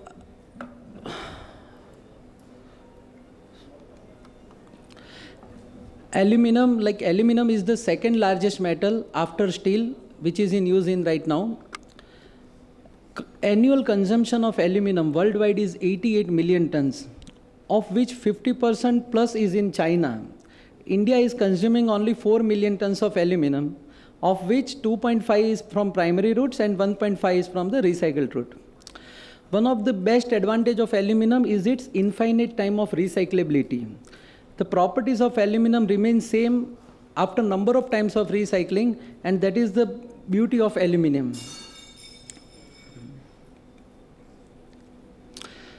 Now, as we are talking on sustainability, circular economy, so I am representing the picture of local scrap availability of aluminum in India. Like right now, the industry is majority depending on the imported scrap. The usage of aluminum during the previous years has been very less, and now the demand of aluminum is very high. So local scrap satisfies only 20 to 25% of the total needs of the secondary industries. But availability of scrap will improve with the progress of implementation of these end-of-life vehicles in the coming times. Till we become self-sufficient, we need to rely on the imported scrap to continue our sustainable production of aluminum in India. Also means there is a big opportunity for investment in the secondary recycling industries for latest equipments and all, and there is a good prospects for the investor to come in this business. Secondary aluminum industry means there are around 5,000 micro, small and medium enterprises in these aluminum recycling industries. Our industry provides employment to around 5 lakhs workers, of which 1.5 lakhs are women workers. Mainly the women workers are used in the segregation and other processes which are not related to the heat.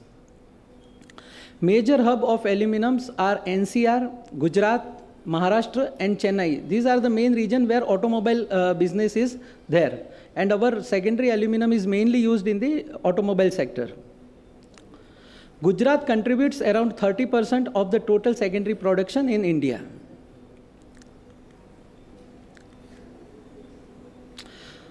These are the various verticals where secondary aluminum is used. 70% of the total secondary aluminum is used in auto and engineering. 5% is used in deox for steel plants. 15% is used in construction industries for extrusions like sections and facade and all. And 10% is used in other applications like electrical utensils and all.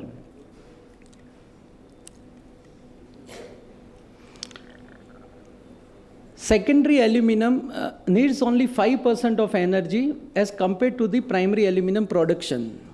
Primary aluminum production needs 14,500 units of electricity for production of 1 metric ton as against 500 units required in secondary aluminum. Secondary aluminum industry is zero discharge industry because the ashes, which are the last product which is generated in our production, is also used by cement plants, some refractory plants and steel plants. Recycling of 1 metric ton of scrap saves around 4 metric ton of bauxite as well as the pollution linked with this. Mining. Per capita consumption of aluminum worldwide, average consumption worldwide is 11 kilogram, whereas India is at 2.5 kilograms. China is having 24 kilogram of per capita aluminum, and the highest is of South Korea with 46.70. So there looks like big opportunity for India in aluminum. India needs 16 million metric ton of aluminum in the coming times to match the world average. Like current, we are producing around 4 million metric tons and we need at least 16 million metric ton more. So there remains a very huge opportunities in aluminum to increase by 3 to 4 folds. The demand of aluminum will get augmented by exporting of finished goods of aluminum to Far East countries and European countries, also Middle East. Stringent CO2 norms in the auto, also the adoption of more electric vehicles, rapid urbanization will increase the demand of aluminum in the coming times. This new expansion has potential to give employment to further 10 lakhs people in the coming times. It can be a big contributor to PM Modi's vision of 5 trillion economy also.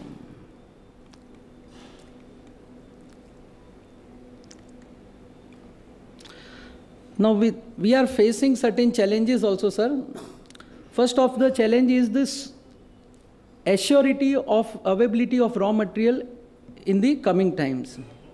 We are largely depending on imported scrap. Primary producers are continue pushing to various government departments for putting non-tariff barriers and tariff barriers on import of scrap. For the last 6 years, since 2017, they are pushing BIS to make standards for aluminum scrap, which can act as non-tariff barrier and not facilitator. This has created a fear factor among the investors in the aluminum recycling industry about the availability of raw material in future.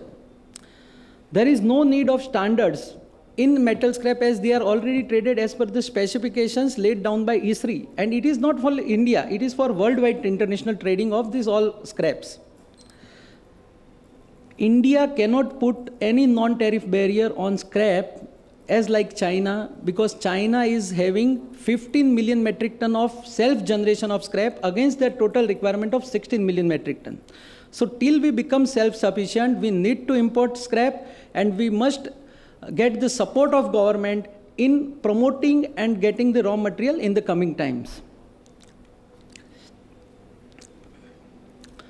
The second challenge is is linked with the local scrap which we are sourcing from Indian scrap industry. This is basically the scrap which is collected from the end of life product, which is collected by rag pickers, and then it is coming from the downstream to the up industry.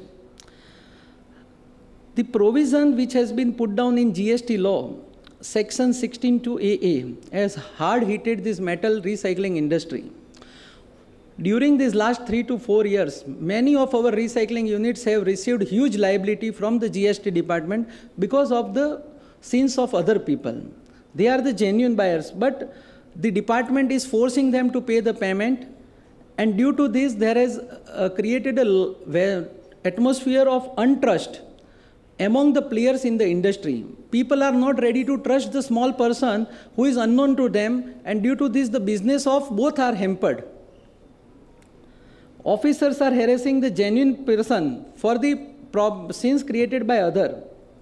So we request that this needs to be addressed very urgently. The provisions of GST should be changed so as to assure that the genuine buyer is not harassed by the department. Only those who has committed the wrong activity must be punished.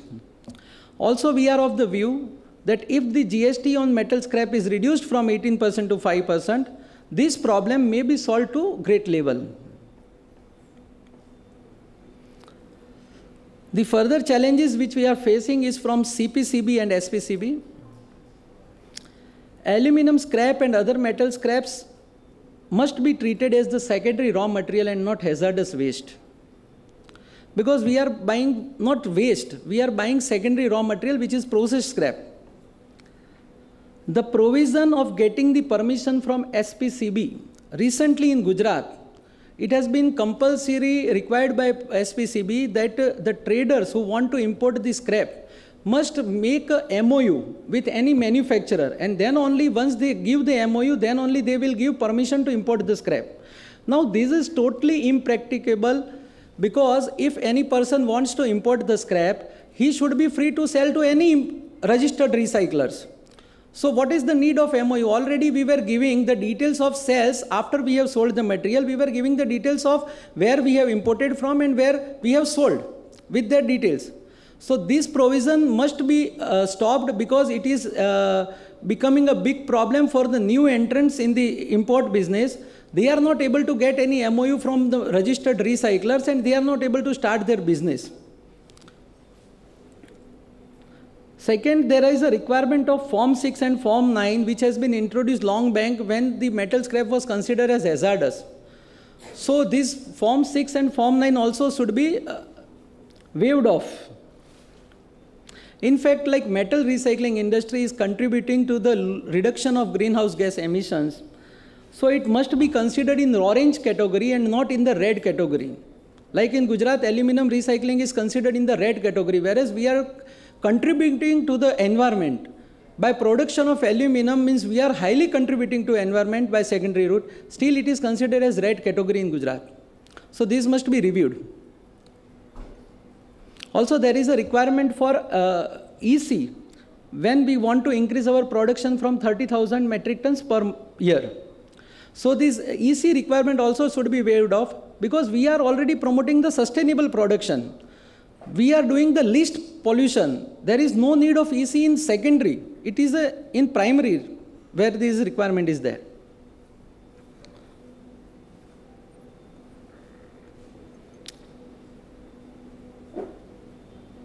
Government should try to work with the recycling unit.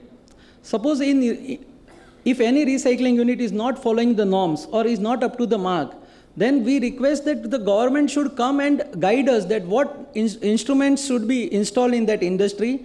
And instead of that, no, means here the officers are not able to give any directions, but they are just giving that we want the pollution in control and either you have to close down. So we want the government to work hand in hand with us. We are ready to do the responsible recycling. We are ready to invest in the equipments, but let's join hands and not forcefully harass the industries. Also, like we are depending on imported scrap, so sometime if any units pollution department wants to give closure, then also no, they should give 3 months time, because that industry has 3 months raw material in the transit. if they give 15 days notice, then that industry will face heavy losses due to detention and demurrage, which is piling up on the incoming material. So these are all the points which we need to bring to the member secretary, sir, so that he can understand our concerns and give us the relief. Also, like recycling industry is largely means depending on imported scrap. There is no regulations or control on the shipping line in India. Due to this, no shipping line are charges exorbitant charges in India, whereas otherwise they are charging in other countries, their charges very low. So we request Government of India to introduce some regulations on the shipping line so that we can also have a level playing field with the other countries to compete in the international market. Also, we request to help us in reducing our logistic cost by providing us the facility of transportation through railways or through coastal routes so that our logistics can come down. Then also the imports from other nearby countries will reduce. Custom duty. At moment, there is no custom duty on ferrous scrap, thanks to Government of India. Likewise, the custom duty on non-ferrous metal scrap should also be reduced to nil. This will provide a level playing field to Indian recycler to compete with the Far East countries wherein we have a FTA agreement and finished goods is coming without duty from that countries like Malaysia, Thailand, etc. Recently, European Union has decided to ban the export of scrap to all non-OECD countries from 2024. Suppose if we want to go and request them that, sir, we want your scrap. Okay, so the problem of custom duty will come in picture.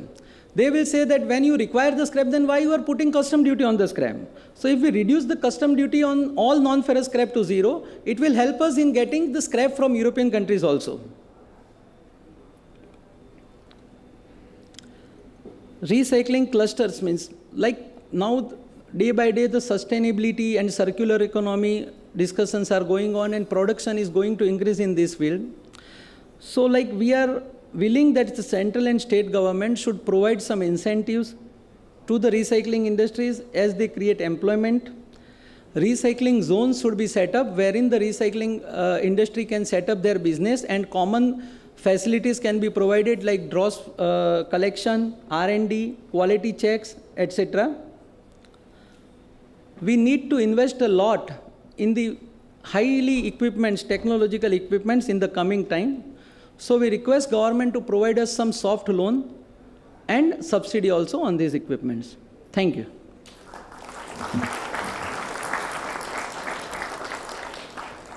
Thank you so much, Jayant Bhai, for bringing up all the issues related to aluminum industry. आज हमारे बीच यहाँ पे दो महारथी, recycling के महारथी मैं बोलूँगा, हैं. एक हमारे सुबोध भाई पांचाल फ्रॉम IFX और एक हमारे किशोर भाई who is past director of MRI. जब बात महारथियों की हो रही हो तो मैं ऐसे व्यक्ति को आपको इंट्रोड्यूस कराना चाहता हूँ जिसने MRI को वर्ल्ड प्लेटफॉर्म पे प्राउड फील कराया है. मैं बात कर रहा हूँ हमारे सीनियर वाइस प्रेसिडेंट मिस्टर धवल शाह, जो कि रिसेंटली BIR के ट्रेजरर भी चुने गए हैं and he is the director at Metco Ventures. Dhaval bhai, stage is yours.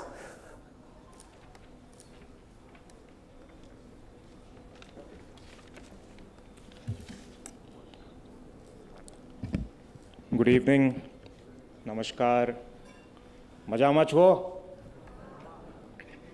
वैसे मेरे ससुराल की फैमिली जो है वो अहमदाबाद से है, तो जब भी यहाँ आता हूँ ज़्यादा सुनने का अवसर रहता है, बोलने का मौका बहुत कम मिलता है. तो आज मौका मिला है तो थोड़ी बात अपनी आपके समक्ष रखूँगा. परिवर्तन संसार का नियम है. Change is nature. And when I say this, I have India in my mind, India in my heart.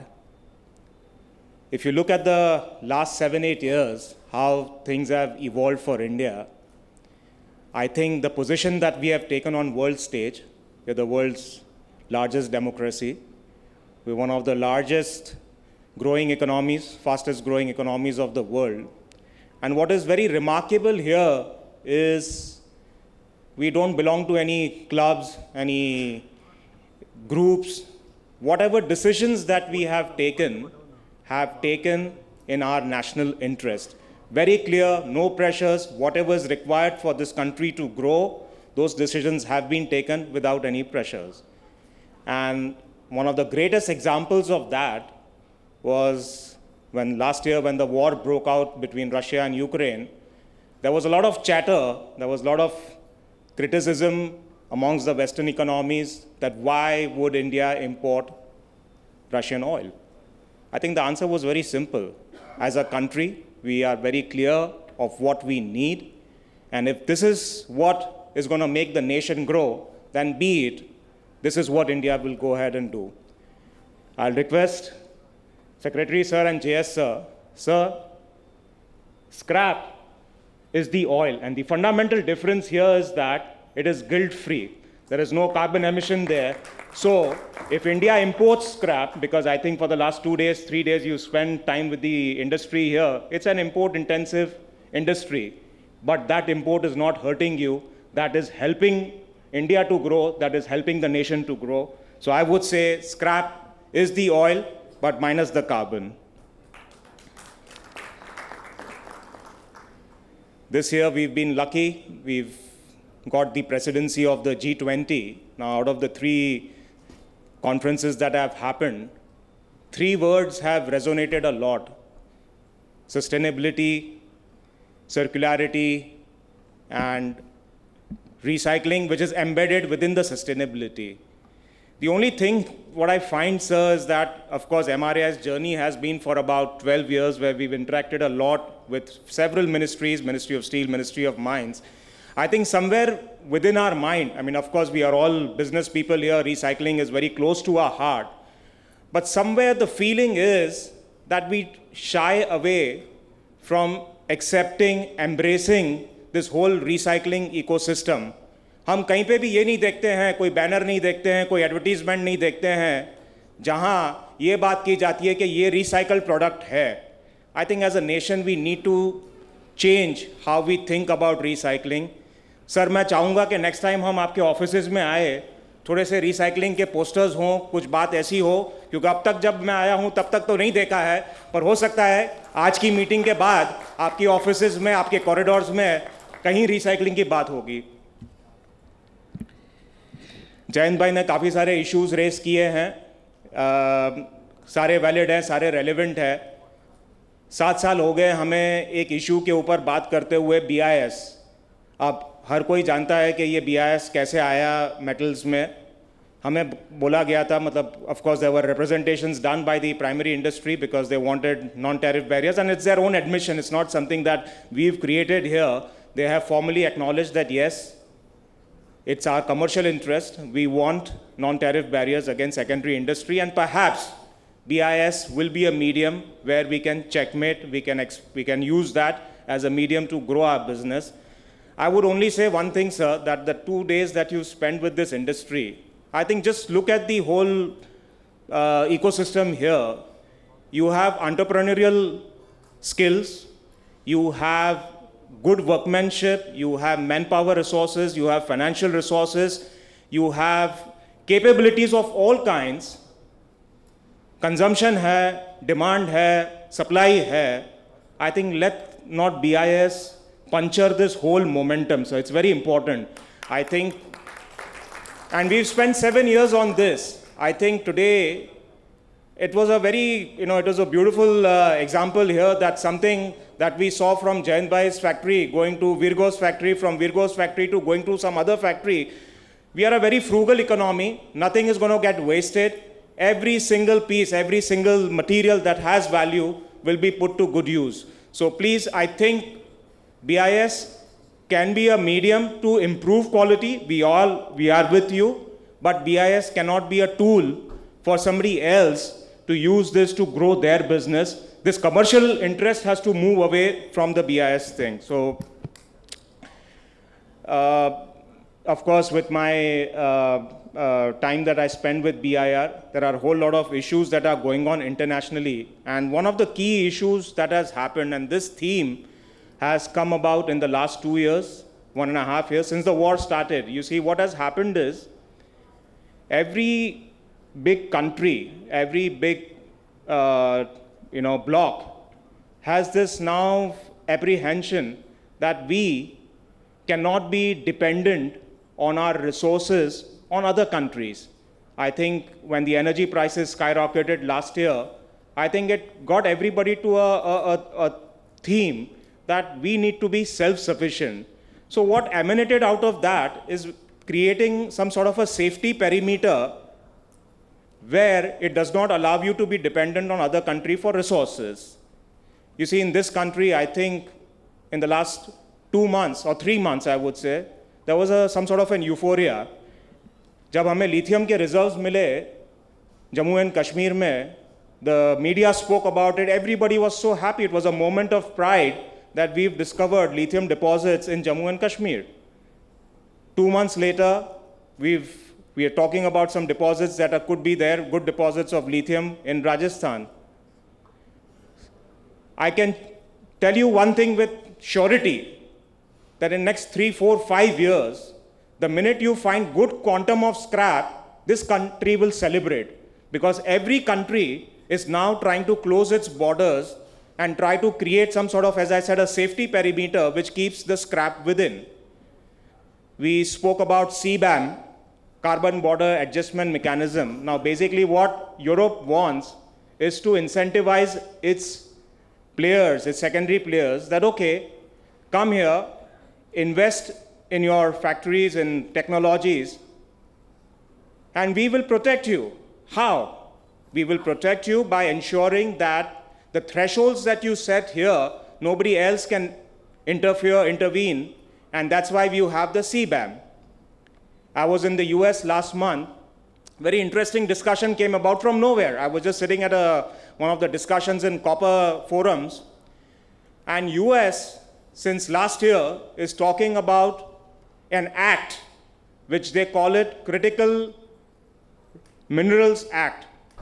What it basically has is also scrap in its ambit. And there is discussion going on within the industry that aluminum, copper should be kept within. And side by side, 1 hour later, if I talk about aluminum, there was a discussion in terms of new investments that are coming about within the US. There is 1.2 million tons of new capacity of recycled aluminum being added in the next 2 years. And the big question they were asking, where is the scrap going to come from? Kahan se aayega ye scrap? Obviously, it makes more sense to sort of, have a very conservative approach. Exports रहने दीजिए, पहले अपने आप को cater करिए.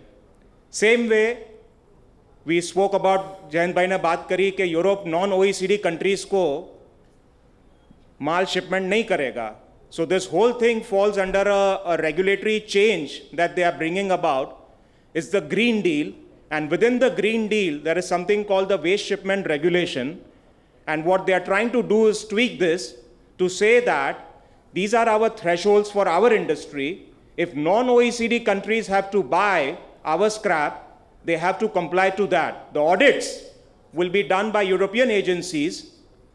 So I think it's all going to get very complicated. And again, as I say, that yes, we are an import-intensive industry, but the big question for you, me, and more importantly, sir, for you, is to say that what is this industry going to do? This industry, who's answering to all your economic, environmental, employment needs, uska raw material kahan se aayega? So I think this problem is not only ours, you are here today, you will have to find solution to this and give us an answer. So again, as I said, ladies and gentlemen, I don't mean to scare you. I don't mean to say, of course, recycling as an activity is going to grow in India, but raw material is going to be important. Today, I would say every form of scrap, whether domestic or imports, we must look at optimally using all mediums that we have without shying away from it. So duties की बात की है, I'm sure that will be a major reinforcement to our industry. It will be a major reinforcement to India, sir. So please have a look at it, and I'm sure, sir, logic will prevail, wisdom will prevail. Thank you. Thank you so much, Dhaval bhai, for such an eye-opening speech. India में 11 million ton casting का production होता है, जिसका majority part जो है recycling root से होता है, फाउंड्री रूट से होता है। हमारे बीच सुबोध जी हैं, जो पास्ट प्रेसिडेंट हैं आईएफएक्स के। सुबोध भैया, मैं रिक्वेस्ट करूंगा प्लीज़ आप स्टेज पे आएँ, 2 मिनट सबको आपके इंडस्ट्री के बारे में बताएं।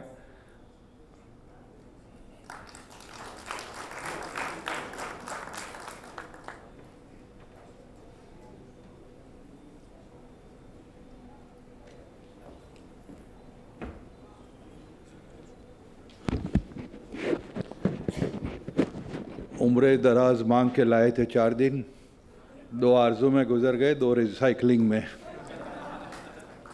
इन्होंने 2 मिनट दिया, आधे मिनट मुझे आते ही हो गए।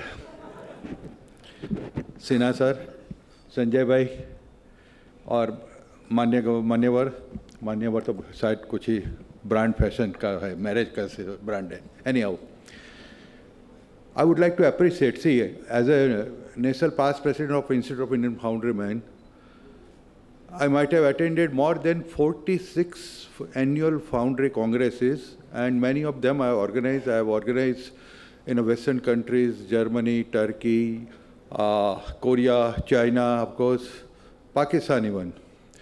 But मुझे एक बात मैं confess करना चाहता हूँ यहाँ पर, कि जो ये 2 या 3 घंटे के सेशन में जो नट शेल में नॉलेज शेयर किया गया है, आज तक हम नहीं कर पाए हैं हमारे ऐसे। संजय भाई ने स्क्रैप को रिसाइकलिंग का नाम दिया और हमें पता ही नहीं लगा रिसाइकलिंग में से कब टीएमटी बार बनने शुरू हो गए, और रोज़ हमको आलिया भट्ट और रणधीर कपूर की केमिस्ट्री देखने का मौका मिल गया टीवी पर। मैं कुछ कहूँ इससे पहले 2 या 3 चीज़ें मेरे प्रीवियस स्पीकर ने कही। एक तो BIS का शायद धवल भाई ने मेंशन किया, yes it is playing havoc. आज कितने, मेरे ख्याल से more than number of containers अगर गिने जाए in various spots of the India, thousands of containers are lying for clearance because some misinterpretation of the ferroalloys. Ferrosilicon भी आ जाता है, rare earth भी उसमें आ जाता है, other ferroalloys भी आ जाती है, and custom people unfortunately do not have that clarity, and millions of rupees are stuck, and most affected is the SAIL and government industries. ये बात मैं इसलिए कह रहा हूँ क्योंकि ये स्टील वाले बहुत है, ये इस प्लेटफॉर्म की बात नहीं है, लेकिन during dinner we can discuss and what is the way out, we can share our knowledge. Last week I attended virtually a BRICS Foundry Forum in Beijing, China, and China's main focus was on 2 things. They have presented their bar on various industries, production bar, first time last year in 2021-22 is lower down in all the industries because of the energy shortage of the energy. May it be steel production, foundry production, ferroalloys production, and whatever. And now, one more speaker had mentioned artificial intelligence and digitization. China is focusing 100% on these 2 words in all the steel industries as well as the foundry industry, etc. तो मुझे एक idea दिमाग में वही आया कि संजय भाई को कहूँ कि आपने स्क्रैप को इतना बहुरूपिया बना के इतना अपग्रेड कर दिया, फेसलिफ्ट कर दिया, तो क्यों ना ये 2 चीज़ें डिजिटाइजेशन और आर्टिफिशियल इंटेलिजेंस का भी उपयोग किया जाए, ताकि गवर्नमेंट लेवल पे भी व्हीकल एक प्लांट से निकलता है और वापस बूढ़ा होकर वृद्धाश्रम में नहीं जाने के बजाय स्लॉटर हाउस में स्क्रैप में चला जाता है। वहाँ तक क्या होता है उसका सारा डेटा गवर्नमेंट के पास अगर रहा है, जो जैसे we know our prime minister, he can best utilise that data. ये एक मेरी तरफ से था। दूसरा एक था आर्टिफिशियल इंटेलिजेंस आ गया। बाकी जो कि कुछ कहा गया,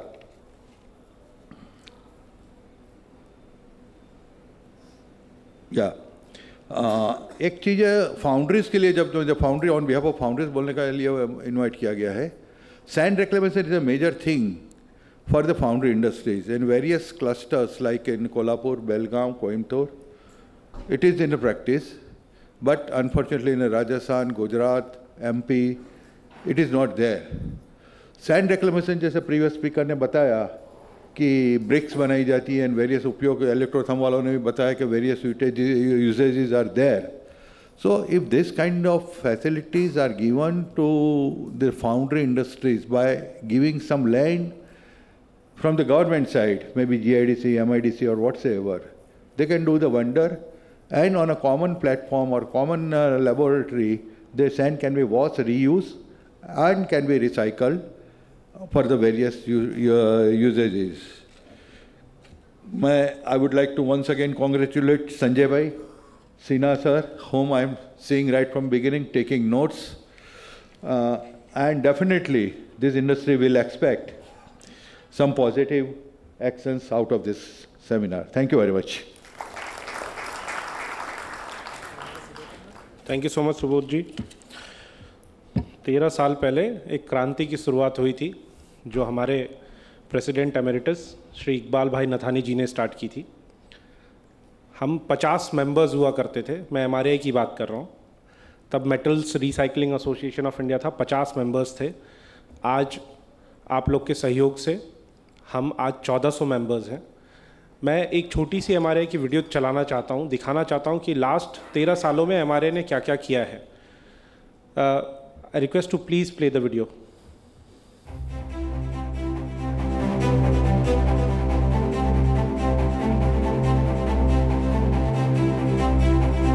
MRAI is the apex national association of India, representing over 1,400 plus members involved in the recycling industry. With continuous support and participation from various international and national associations, MRAI reaches out to around 20,000 small, medium and large entities that directly and indirectly employ over 25 lakh people. Started 12 years ago, MRAI has guided the transformation of the Indian recycling industry. As a result, the industry is now more robust, dynamic, united and organized. MRAI continues to promote the usage of recyclable materials in finished products, and this in turn has contributed to the growth of the country and brought renewed focus on the importance of circular economy. MRAI contributions to many of government's policy interventions like National Non-Ferrous Metal Scrap Recycling Framework, Action Plans on Circular Economy for ELV, Solid Waste, Batteries, E-Waste, Metals and other waste and scrap, Steel Scrap Policy, Vehicle Scrappage Policy, EPRs on plastic, tires, e-waste and batteries. JPC study on ferrous scrap market. MRAI is involved in the formation of BIS standards on ferrous, copper and aluminium scrap. MRAI helps to extend the reach and depth of government programs like Swachh Bharat, Make in India and Atmanirbhar Bharat. MRAI has worked alongside the Government of India in formulating the vehicle scrappage policy and will encourage Indian and foreign companies to invest in this sunrise sector. MRAI's initiatives give the government confidence in meeting its commitments like net zero emissions by 2070 and reducing CO2 emission intensity by 40%. Yes. Due to paucity of time, I am not playing the entire video. जैसा मैंने कहा था कि 13 साल पहले क्रांति चालू हुई थी, लेकिन उसकी कमान हमारे प्रेसिडेंट श्री संजय भाई मेहता जी ने आज से 9 साल पहले संभाली. संजय भाई is running a $1.6 billion business, having scrap yards all over the country. उसके अलावा भी इतना ज़्यादा टाइम स्पेंड करते हैं इस इंडस्ट्री के लिए. मैं बोलूँगा कि अपनी कंपनी से ज़्यादा वो MRAI के लिए टाइम स्पेंड करते हैं. और रिसाइकलिंग में इतने सारे ट्रांसफॉर्मेशंस लाने के लिए he is the main pillar. He has kept pushing entire team of MRA including board of directors. जो मैं हर बार बोलना चाहता हूँ, मैं आज भी बोलूँगा कि जिस तरह से रिसाइकलिंग को इंडिया में प्रमोट कर रहे हैं संजय भाई, government should award Sanjay bhai as a recycling man of the country. He is a marathon runner, very passionate about this industry. Sanjay bhai please.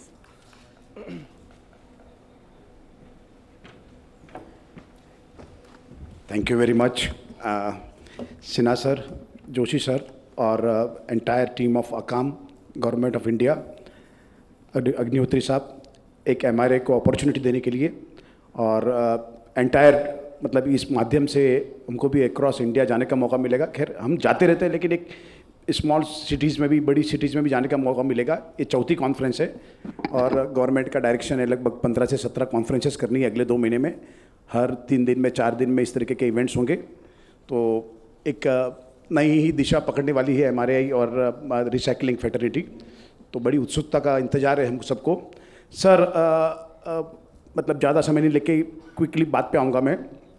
सारे इश्यूज जयंत भाई ने, हमारे धवल भाई ने, जैन नाथानी ने, अमर ने, सब ने हाईलाइट कर दिए. अभी आपके रिप्लाई का इंतज़ार है हमको. हम ग्रीन एल्यूमिनियम की बात कर रहे हैं, ग्रीन स्टील की बात कर रहे हैं, ग्रीन कॉपर की बात कर रहे हैं. एक आधे मिनट लूँगा, हमको ग्रीन मैन्युफैक्चरर, ग्रीन प्रोसेसर्स की भी बात करनी चाहिए. मैं ठक्कर साहब से बात करूँगा, पॉल्यूशन कंट्रोल बोर्ड से है, कि लास्ट कई दिनों से, लास्ट चौथी कॉन्फ्रेंस है ये, 4th कॉन्फ्रेंस है जहाँ पर एनवायरनमेंट के इश्यूज़ महाराष्ट्र में सुनने मिले, जामनगर में सुनने मिले, यहाँ अहमदाबाद में सुनने मिले. तो क्यों ना हम एक क्रेडिट वर्दीनेस जो है मार्केट में, जो क्रेडिट वर्दीनेस प्लेयर है, बैंक भी लोन्स विदाउट क्रेडिट चेक किए बगैर देती नहीं है. जो 20 साल, 30 साल, 15 साल, 40 साल से एक मार्केट में, चाहे वो प्रोसेसर्स के रूप में काम कर रहे हैं या मैन्युफैक्चर के रूप में काम कर रहे हैं, एटलीस्ट उनको ग्रीन लिस्ट में रखा जाए. एटलीस्ट उनकी कैटेगरी दूसरे 1 साल 2 साल पहले कोई बिजनेस चालू करते हैं, उनकी कैटेगरी थोड़ी सी डिफरेंट की जाए. कोई ग्रीन लिस्ट बना दी जाए उनके लिए, कि ताकि एटलीस्ट जैसे जयंत भाई ने बताया 15 दिन में क्लोजर की नोटिस दे दी. कोई चीज़ कस्टम में रुक गई, कस्टम के अंदर कंटेनर पड़े, छोटी सी सप्लायर की मिस्टेक हो गई, कोई मिस डिक्लेरेशन का ब्लेम लग गया, डिटेंशन टेम्परेज में आ गए, कुछ ऐसा कुछ मतलब एक मसला तैयार किया जाए कि एटलीस्ट कोई ग्रीन लिस्ट का जैसा कुछ हो जाए कि जिसके अंदर एक क्रेडिट वर्दीनेस वाले व्यापारी है, एटलीस्ट उनकी लिस्ट बन जाए और एटलीस्ट उनको अलग कैटेगरी से उनको चूज़ किया जाए. एटलीस्ट मैं रिसाइकलिंग के लिए बारे में बात नहीं कर रहा हूँ, रिसाइकलिंग से लेके एंटायर अक्रॉस इंडिया जो भी परफॉर्मर लोग हैं, एटलीस्ट उनकी एक लिस्ट बन जाए. तो एटलीस्ट कम से कम हमको एक प्रॉपर तरीके से सावधानी होगी. और हम एक इम्पोर्ट ड्रिवन इकोनॉमी है, एल्यूमिनियम है, स्टील स्क्रैप है, चाहे कई क्वालिटी के स्क्रैप है जो उसको हमको इम्पोर्ट्स पे डिपेंड रहना पड़ता है. और आए दिन कुछ ना कुछ इश्यूज़ कहीं ना कहीं तरीके से, टेक्निकल तरीके से हमारे साथ में होते रहते हैं. तो एक मैं चाहूँगा कि पॉल्यूशन कंट्रोल बोर्ड भी इसके ऊपर ध्यान रखें और कस्टम भी इसके लिए ध्यान रखें और ऐसा कुछ किया जाए हमारे साथ में. मैंने सेक्रेटरी सर से आज दिन में भी बात करी, वापस मैं इसको चीज़ को उठाना चाहूँगा कि एक 2017 में captive steel manufacturer primary secondary का डेफिनेटली टैग निकाल दिया और स्टील मैन्युफैक्चर का खाली टैग लाइन है वहाँ पर. अब इस प्राइमरी सेकेंडरी स्टील मिनिस्ट्री नहीं बात करती है, उनके लिए आप स्टील प्रोड्यूसर है. बट प्रैक्टिकल लाइफ में सेकेंडरी और प्राइमरी की डेफिनेटली यहाँ पर मार्केट में जो भी परचेज करते हैं, चाहे स्टेट गवर्नमेंट या सेंट्रल गवर्नमेंट या कोई भी चीज़ बाइंग होती है, तो डेफिनेटली उसके अंदर प्राइमरी और सेकेंडरी का डेफिनेटली एक कैटेगराइजेशन हो जाता है जिसके अंदर बड़ी तकलीफ होती है. मैंने सेक्रेटरी सर को बताया कि आप 35%, 1/3 एटलीस्ट मटेरियल आप रिसाइकल इंडस्ट्रीज द्वारा प्रोड्यूस किया हुआ मटेरियल एटलीस्ट उनको सप्लाई करने का मौका मिले. तो एटलीस्ट ये एक रिसाइकलिंग को, सर्कुलर इकोनॉमी को एक प्रमोट करने का एक तरीके से काम हो जाएगा. और कोई भी बाइंग हो गवर्नमेंट की, चाहे साल की 10 मिलियन टन की बाइंग है, 20 मिलियन टन की बाइंग है, तो 35% एटलीस्ट 1/3 मटेरियल आप रिसाइकलिंग प्रोड्यूसर, क्वालिटी को प्रमुखता दीजिए, क्वालिटी को एब्सोल्युटली इंपॉर्टेंस में रख के एटलीस्ट 35% रिसाइकलिंग इंडस्ट्रीज के द्वारा प्रोड्यूस किया हुआ मटेरियल को प्रोक्योर करेंगे. तो एक एटलीस्ट जितने ऑल क्रॉस इंडिया जितने रिसाइकलर्स है, चाहे आने वाले दिनों में इसकी संख्या कई गुना बढ़ जाएगी. उसके बाद में कॉमन फैसिलिटी की बात की हो गई है. मेरी एक लास्ट रिक्वेस्ट है, अभी हम मेरे दिमाग में बात आई कि हम जो भी लोकल एरिया में जाएंगे आकाम के द्वारा जो प्रोग्राम में, अभी मैं अनमा से एक रिक्वेस्ट करना चाहूँगा कि आप गुजरात का एक डेटा बनाएं, एमआरआई आपको हेल्प करेगी। गुजरात का एक रिसाइकलर्स का, प्रोसेसर्स का, जितने भी रिसाइकलर्स है हमारे पास में ना, एमआरआई के पास में पूरे डेटा है ना, इधर अनमा के पास में डेटा होंगे। जैसे ये भी अमर ने बात की कि 500 एल्यूमिनियम मैन्युफैक्चरिंग है, 40-50 लगभग मेरे ख्याल से स्टेनलेस स्टील प्रोड्यूसर है, 20 कॉपर प्रोड्यूसर है, उतने शायद हमारे एमआरआई के लिस्ट में भी नहीं है, अनमा की लिस्ट में भी नहीं है। एक एटलीस्ट गुजरात का आप डेटा बैंक तैयार करें। हम जहाँ जहाँ जाएंगे उस लोकल एसोसिएशन जब रिक्वेस्ट करेंगे, एमआरआई उसके अंदर आपको फंडिंग करेगी, कुछ पैसे की जरूरत है तो उसके अंदर डेटा निकालने में फंडिंग करेगी, लेकिन एटलीस्ट इस बहाने एटलीस्ट वो डेटा बैंक तैयार हो जाएगी और हमारे लिए कोई भी पॉलिसी बनाने के लिए गवर्नमेंट को डेफिनेटली उसके लिए हम मदद कर पाएंगे। Thank you very much. इसके साथ में धन्यवाद।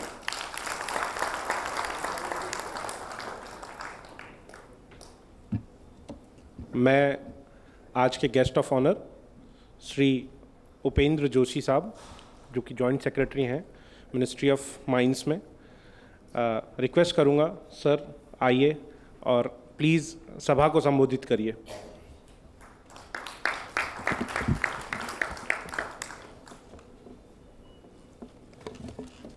नमस्कार। मंच पर आसीन हमारे अति विशिष्टगण अतिथिगण, श्री सिन्हा साहब सेक्रेटरी स्टील, यहाँ पर रिसाइकलिंग इंडस्ट्री से आए हुए के सभी रिप्रेजेंटेटिव्स, मेरे से पहले काफ़ी कुछ इंडस्ट्री के बारे में कहा जा चुका है। मैं पिछले 2 दिन से अहमदाबाद में हूँ और मेरे आने का पर्पस था कि मैं इंडस्ट्री के लोगों से मिलूँ, उनकी समस्याओं को सुनूँ, समझूँ। तो मुझे एक लंबी लिस्ट जयंत ने तो पकड़ा ही दी है कि जो जो काम मिनिस्ट्री से करवाने हैं, हमने ये सारे काम नोट किए हैं। काफ़ी कुछ ऐसे इश्यूज़ मुझे लगे जो कि काफ़ी प्रॉब्लम कर रहे हैं इंडस्ट्री को, तो मैं ये आपको एश्योर करना चाहूँगा कि इन इश्यूज़ को हम लोग बहुत सीरियसली टेकअप करेंगे मिनिस्ट्री लेवल पे। चूँकि मेरे से पहले काफ़ी कुछ कहा जा चुका है तो मैं कई चीज़ें रिपीट नहीं करना चाहता हूँ, बट एक आधी बातें जो हैं जो मुझे लगती हैं कि काफ़ी इंपॉर्टेंट हैं, उनको कहना चाहूँगा। सर्कुलरिटी या रिसाइकलिंग हमारे लिए एक आवश्यकता बन गई है। इसकी आवश्यकता इसलिए है क्योंकि हमारे पास एक तो 2 इश्यूज़ हमारे पास प्राइमरली हैं। एक तो हमें डेवलपमेंट का इशू है और दूसरा इशू है इन्वायरमेंट को प्रोटेक्शन का। इन दोनों इशू पर को यदि हमें टैकल करना है तो उसका एक ही सोल्यूशन है कि हम सर्कुलर इकोनॉमी की तरफ आगे बढ़ें। लीनियर इकोनॉमी से सर्कुलर इकोनॉमी की तरफ का ट्रांजिशन अब हमारी एक आवश्यकता है और इस डायरेक्शन पर हमें कार्य करना है। इस बारे में मैं केवल यही कहना चाहूँगा कि इसके जो भी स्टेक होल्डर्स हैं वो हम सब मिलकर कार्य करें। इस तरह की जो कॉन्फ्रेंसेस होती हैं इसमें विचारों का आदान प्रदान होता है, कई समस्याओं का हमें पता चलता है और हमें जो भी प्रॉब्लम्स आती हैं उनको सॉल्व करने का भी एक मौका मिलता है। मैं MRAI को विशेष रूप से धन्यवाद दूंगा क्योंकि उन्होंने आगे बढ़ के हम लोगों ने उनको ये सुझाव दिया था कि इस तरह की कॉन्फ्रेंसेस कराई जाएँ। एक तरीके से ये ज़रूरत है अब सभी के लिए, तो उन्होंने इसमें इनिशिएटिव लेके ये कॉन्फ्रेंस ऑर्गेनाइज़ की है। इस तरह के हम और भी प्रोग्राम ऑर्गेनाइज़ कर रहे हैं। इससे हमें काफ़ी इनपुट्स मिल रहे हैं और हम लोग कोशिश करेंगे कि आपकी समस्याओं को हम जल्दी से जल्दी सॉल्व करें। इन 2 शब्दों के साथ ही मैं आप सबको धन्यवाद देना चाहता हूँ। धन्यवाद।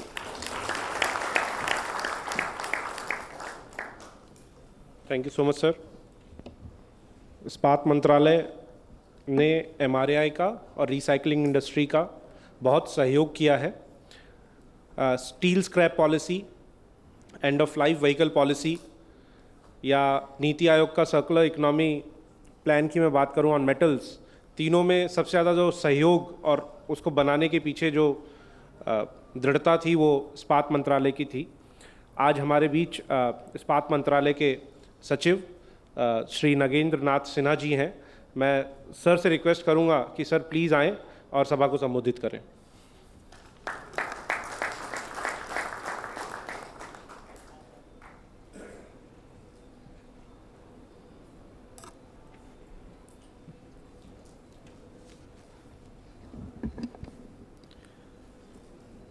मंचासीन माइंस मंत्रालय के संयुक्त सचिव Shri Joshi, material recycling association के प्रेसिडेंट और सभी सम्मानित मंचासीन डिग्निटरीज, हाउस में उपस्थित डिग्निटरीज, सबसे पहले तो मैं आपको मुझे इस कार्यक्रम में आमंत्रित करने के लिए आपका आभार व्यक्त करना चाहता हूं। कि हमें इंडस्ट्री के लोगों से जो इन मुद्दों से सीधे जुड़े हुए हैं उनसे वार्तालाप का बात करने का आपने अवसर हमें उपलब्ध कराया। इस देश की जो आबादी है और जो हमारा सपना है, माननीय प्रधानमंत्री जी का सपना है कि हम 2047 तक भारत को एक विकसित देश के रूप में देखना चाहते हैं, जो आज विकसित देश हैं उनकी पंक्ति में, उनकी श्रेणी में खड़ा देखना चाहते हैं, तो उसके हिसाब से विभिन्न प्रकार के जो मेटल्स हैं उनकी और नॉन मेटल्स हैं उनकी खपत बढ़ेगी ही बढ़ेगी, इसमें कोई शक नहीं। लेकिन अगर हम उन्हें अपनी जो रिसोर्सेज हैं उससे पूरा करना चाहें तो वो संभव नहीं है। मैं एक आंकड़े से इस बात के पक्ष में कहना चाहूँगा। आज अगर आप स्टील मेकिंग लें, खास के blast furnace, basic oxygen furnace route पे जाएं, तो 1 टन स्टील बनाने के लिए आपको 4 टन आयरन ओर की ज़रूरत होती है। अगर आपका सपना है कि हम 500 मिलियन टन 2047 में बनाएं, उसमें आधा भी मान लें कि blast furnace, basic oxygen furnace route से आएगा, तो मूलतः करीब करीब हर साल 1 बिलियन टन आयरन ओर की ज़रूरत है।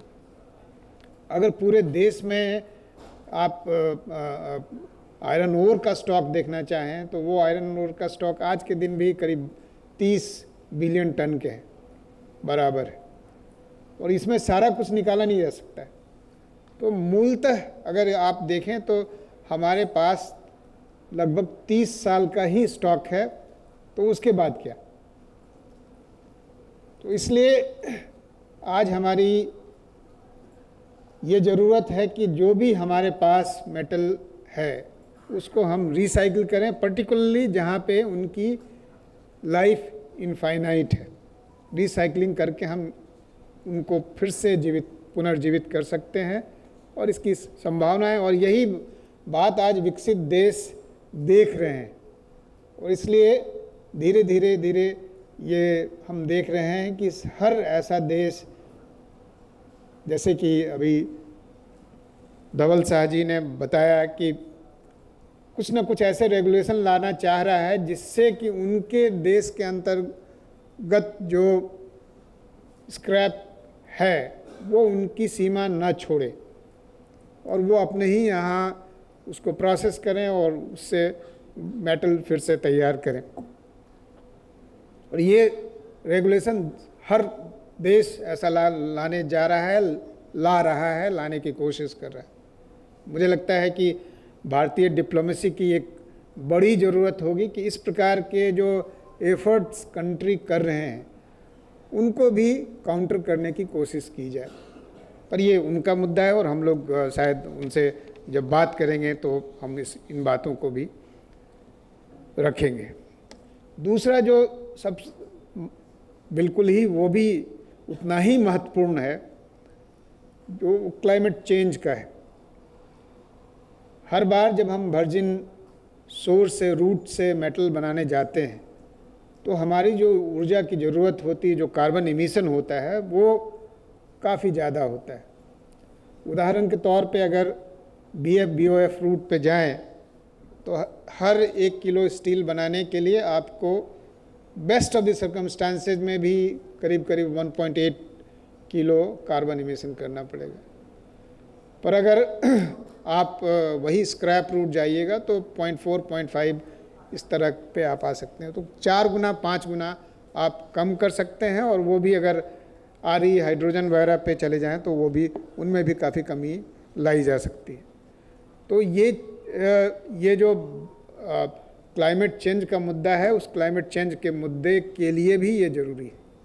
क्लाइमेट चेंज के बारे में जो फर्स्ट स्पीकर्स थे और बाकी सभी स्पीकर्स ने इस बात को दोहराया है, और मुझे लगता है कि उसके बारे में और ज़्यादा कहने की ज़रूरत नहीं है।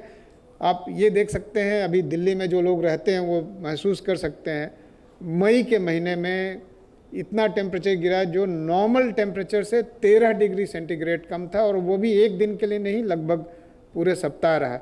और इस तरह की फ्रीक अकरेंस जगह जगह पे हो रही है। जिन महीनों में बरसात नहीं होती थी उन महीनों में बरसात हो रही है, जिन महीनों में ठंड होती थी वहाँ पे गर्मी हो रही है। और कुछ भी समझ नहीं आता है कि किसान कब फसल लगाए और कब फसल काटे, कितने दिन काटे।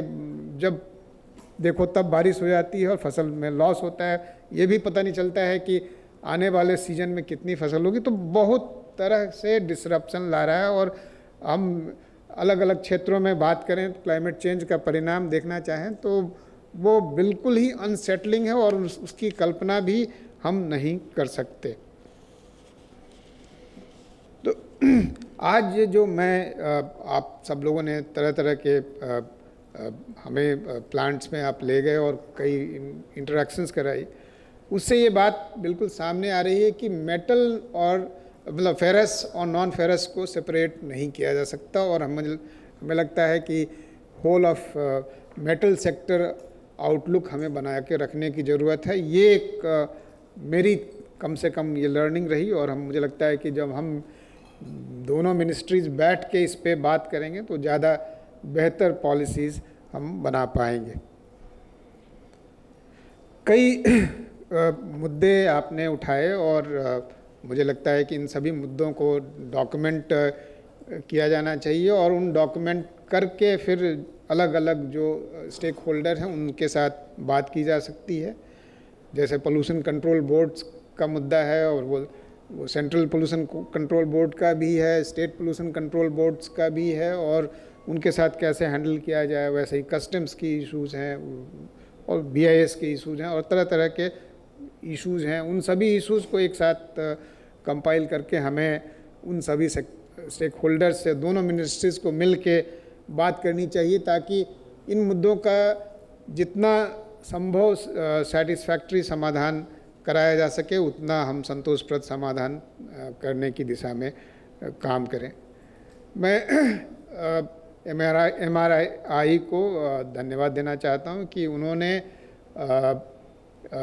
इस सेक्टर पे हमारी मिनिस्ट्री के साथ पहले से काम करना शुरू किया है और इसके चलते कई इंटरवेंशंस पे हम ले पाए हैं। जैसे स्टील स्क्रैप रिसाइकलिंग पॉलिसी पे हमने काफ़ी काम किया है और वो पॉलिसी आज के दिन में काफ़ी कारगर हो रही है और एटलीस्ट एक इंडस्ट्री को जो स्टील जो रिसाइकलिंग इंडस्ट्री है उसको उसने एक काफ़ी ऑर्गेनाइज करने में, थॉट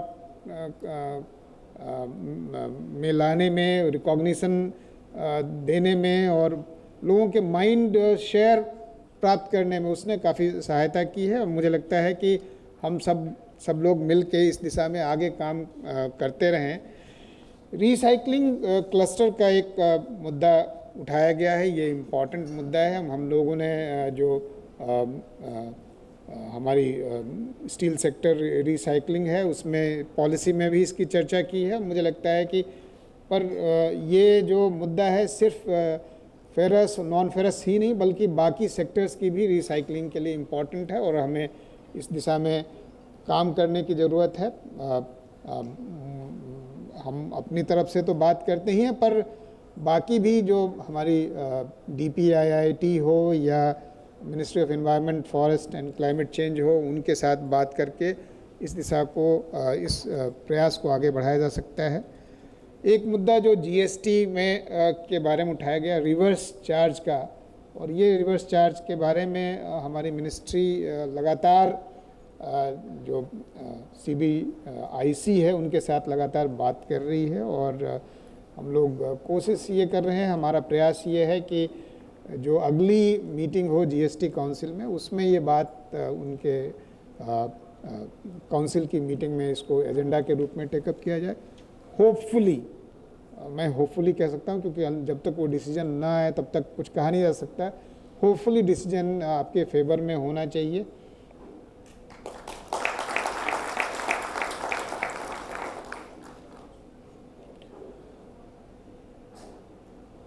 आज जो इस मीटिंग के पहले, इस ओपन हाउस के पहले जो हमारी डिस्कशंस चल रही थी, उस डिस्कशन में जो इंडक्शन फर्नेस रूट से हमारी स्टील मेकिंग हो रही है उसके बारे में भी काफ़ी चर्चा की गई। और एक बात उसमें भी काफ़ी समझ में आई कि हम स्क्रैप को भी यूं ही इस्तेमाल करें तो हम उसमें जो उसकी पोटेंशियल है, उस पोटेंशियल को पूरा प्राप्त नहीं कर सकते हैं। तो उसको भी एक ऑर्गेनाइज्ड वे में करने की ज़रूरत, प्रोसेस करने की ज़रूरत है। और प्रोसेस करने से जो उसकी यील्ड है, उसकी इफ़िशेंसी है, इकोनॉमी है, वो हम प्राप्त कर सकते हैं। तो इसमें भी जो हमारे इंडक्शन फर्नेस ओनर्स हैं और MRAI है, इन सबको मिलके काम करने की ज़रूरत है। और जो इसके माध्यम अपनी जो इंडस्ट्री है उसको भी हम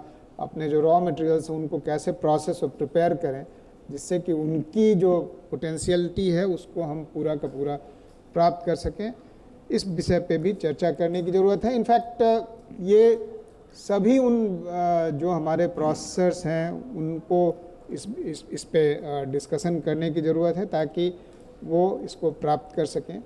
And I've been told that wherever people have been able to do that, the efficiency gains, that the economic gains that they have been able to reap has been quite good. And one example was given to me that with an investment of about 250 rupees per unit, you can get an economy of a gain of about 1,250 rupees. So 1:5 gain can be realized, and so therefore it makes economic sense for all of us to ensure that even the scrap from whatever source that we get, we need to process it properly before we feed it to the processing facilities. So that's a good insight, and I hope that we will need to take them into account.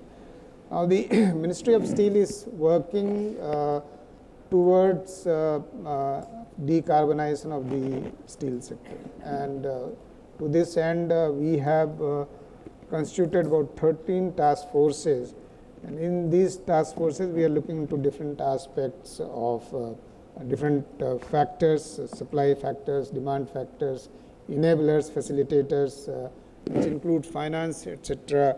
as well. So we would invite people from the recycling sector to also join, few of them as to the extent they are relevant, and today also I extended invitation to people wherever we went, so that those their concerns could also be incorporated in the recommendation of these task forces. Now, we cannot stay oblivious to the fact that the decarbonization is an issue which will hit us all, and the efficiencies that we need to realize will need to come from those sectors as well. And as much as the blast furnace BOF route is concerned, same kind of argument is made against the induction furnace route as well as the electric arc furnace route as well. So we will need to improve our efficiencies, and we also need to take your concerns into account as to how do we define the decarbonization, the green steel. Is it only the absence of utilization of the fossil fuel that will bring the steel into a green category, or is it incremental achievement? So you need to plug into all these debates and contribute your views so that those views are also part of the recommendations, and those views find mention in the policy making. There are many things which have been mentioned, and if I take them all, it will be a long list, and I think the audience has been here for quite some time. The only point which I would like to make is another point, and this point I have been making in the informal interactions that we have been having with regard to the end-of-life vehicles. And that is a point that there are a large number of people who are involved from the informal sectors. And while formal sector is the one which will finally process them and would realize the efficiencies that are available, we need to find a role for the people from the informal sectors as well. And if they get completely eliminated from the process, then you create that much resistance, and then you also lose the gains that could be realized from their participation into the entire scrap collection, aggregation process. And in an economy which is not so much formal, although the attempts towards formalization are increasingly seen, but given the fact that we are quite a decentralized economy as compared, and informal economy as compared to what we find in countries of the Europe or America, therefore the people from the informal sector will have a role, and it's better to find a role which provides them dignity, which provides them income, and which kind of integrates into the entire value chain of recycling. So MRI and NMI, all these associations should discuss with them, find a role for the informal sector people, and integrate them into your value chains. In the end, I should only say that the Ministry of Mines, Ministry of Steel, both will work together with all the recyclers under whatever banner they come, and we will please compile all the issues that arise from these conferences in your different outreaches, and whether they are national issues, whether they are state issues, having them all at one place will help us take them with the relevant stakeholders from different ministries, different organizations, state governments.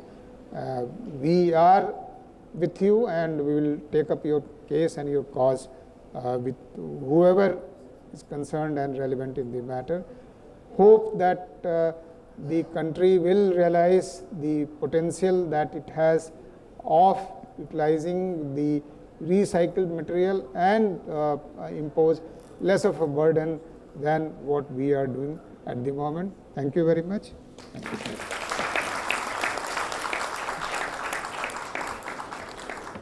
Thank you so much, sir, for the time you have spent in last 2 days with this industry. Sir, आप लोगों का समय बहुत कीमती है, हमें पता है.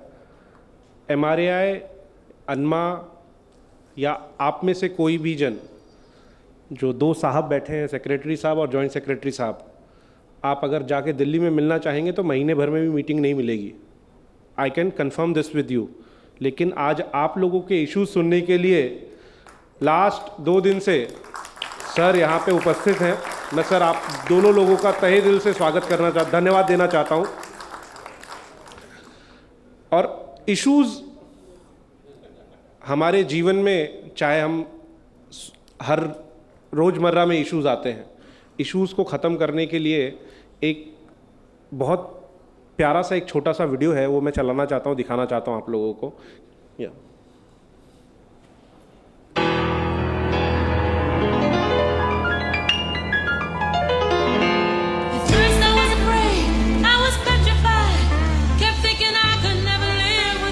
By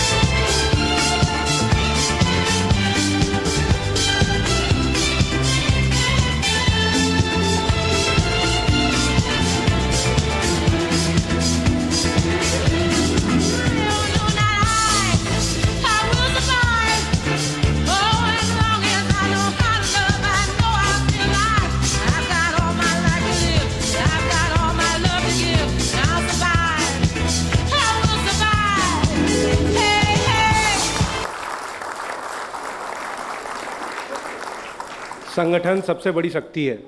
मैं फिर से बोलना चाहूँगा, संगठन सबसे बड़ी शक्ति है। प्लीज़ इस मंच से मैं आप लोगों को संबोधित करना चाहूँगा कि प्लीज़ संगठित होइए। जो भी MRI के मेंबर्स नहीं है, प्लीज़ MRI के साथ जुड़िए और MRI की वॉइस को स्ट्रॉन्ग करिए। जो भी इश्यूज़ हैं हमारे इंडस्ट्रीज से रिलेटेड, वो सारे इश्यूज़ हम लोग मिल के ख़त्म करेंगे। क्वेश्चन आंसर्स हम लोग करना चाहते हैं। अगर कोई जो भी इश्यूज़ जो हमने कवर ना किए हों, कोई इशू अगर रह गया हो, तो प्लीज़ मैं ऑडियंस में रिक्वेस्ट करूँगा कि आप उस क्वेश्चन को उठाइए। अगर हमने सारे क्वेश्चंस, हमने सारे इश्यूज़ अगर उठा लिए हैं, तो I request to go ahead. We have mics, please let us know. कोई कुछ बोलना चाहता है? संजय भाई, I think we are through. I'll request Mr. Varun Purohit, who is the president of our Young Turks team in MRI, to give vote of thanks.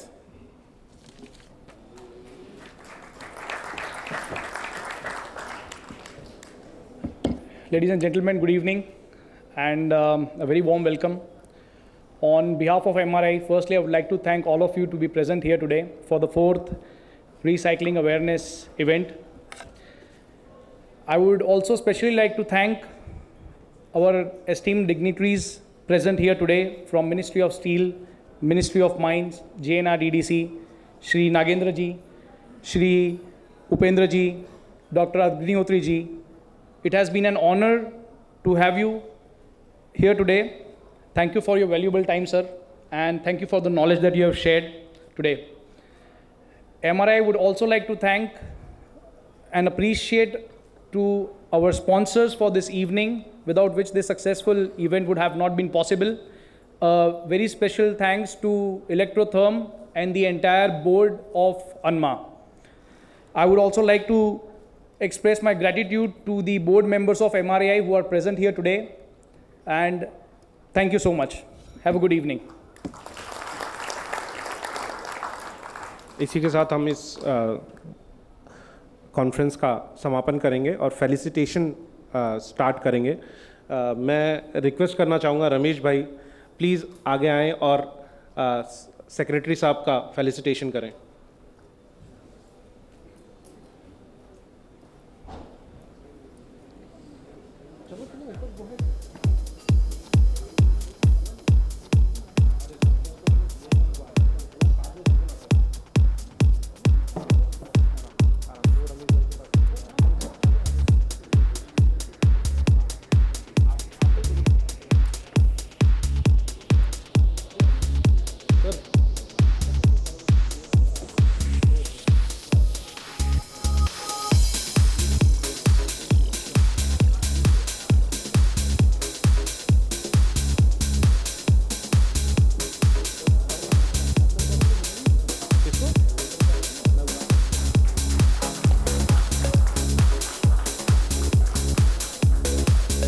मैं request करना चाहूँगा किरण भाई प्लीज़ आएँ और श्री यूसी जोशी साहब को सम्मानित करें।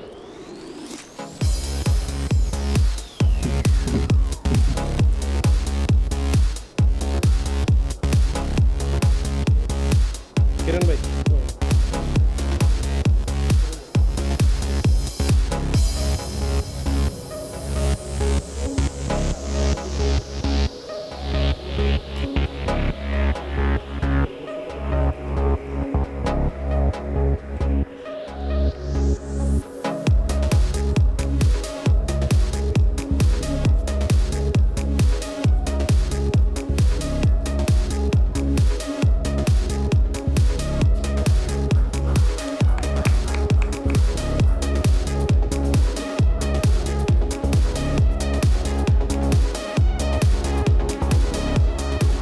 I'll request all the dignitaries on the dais for a group photo.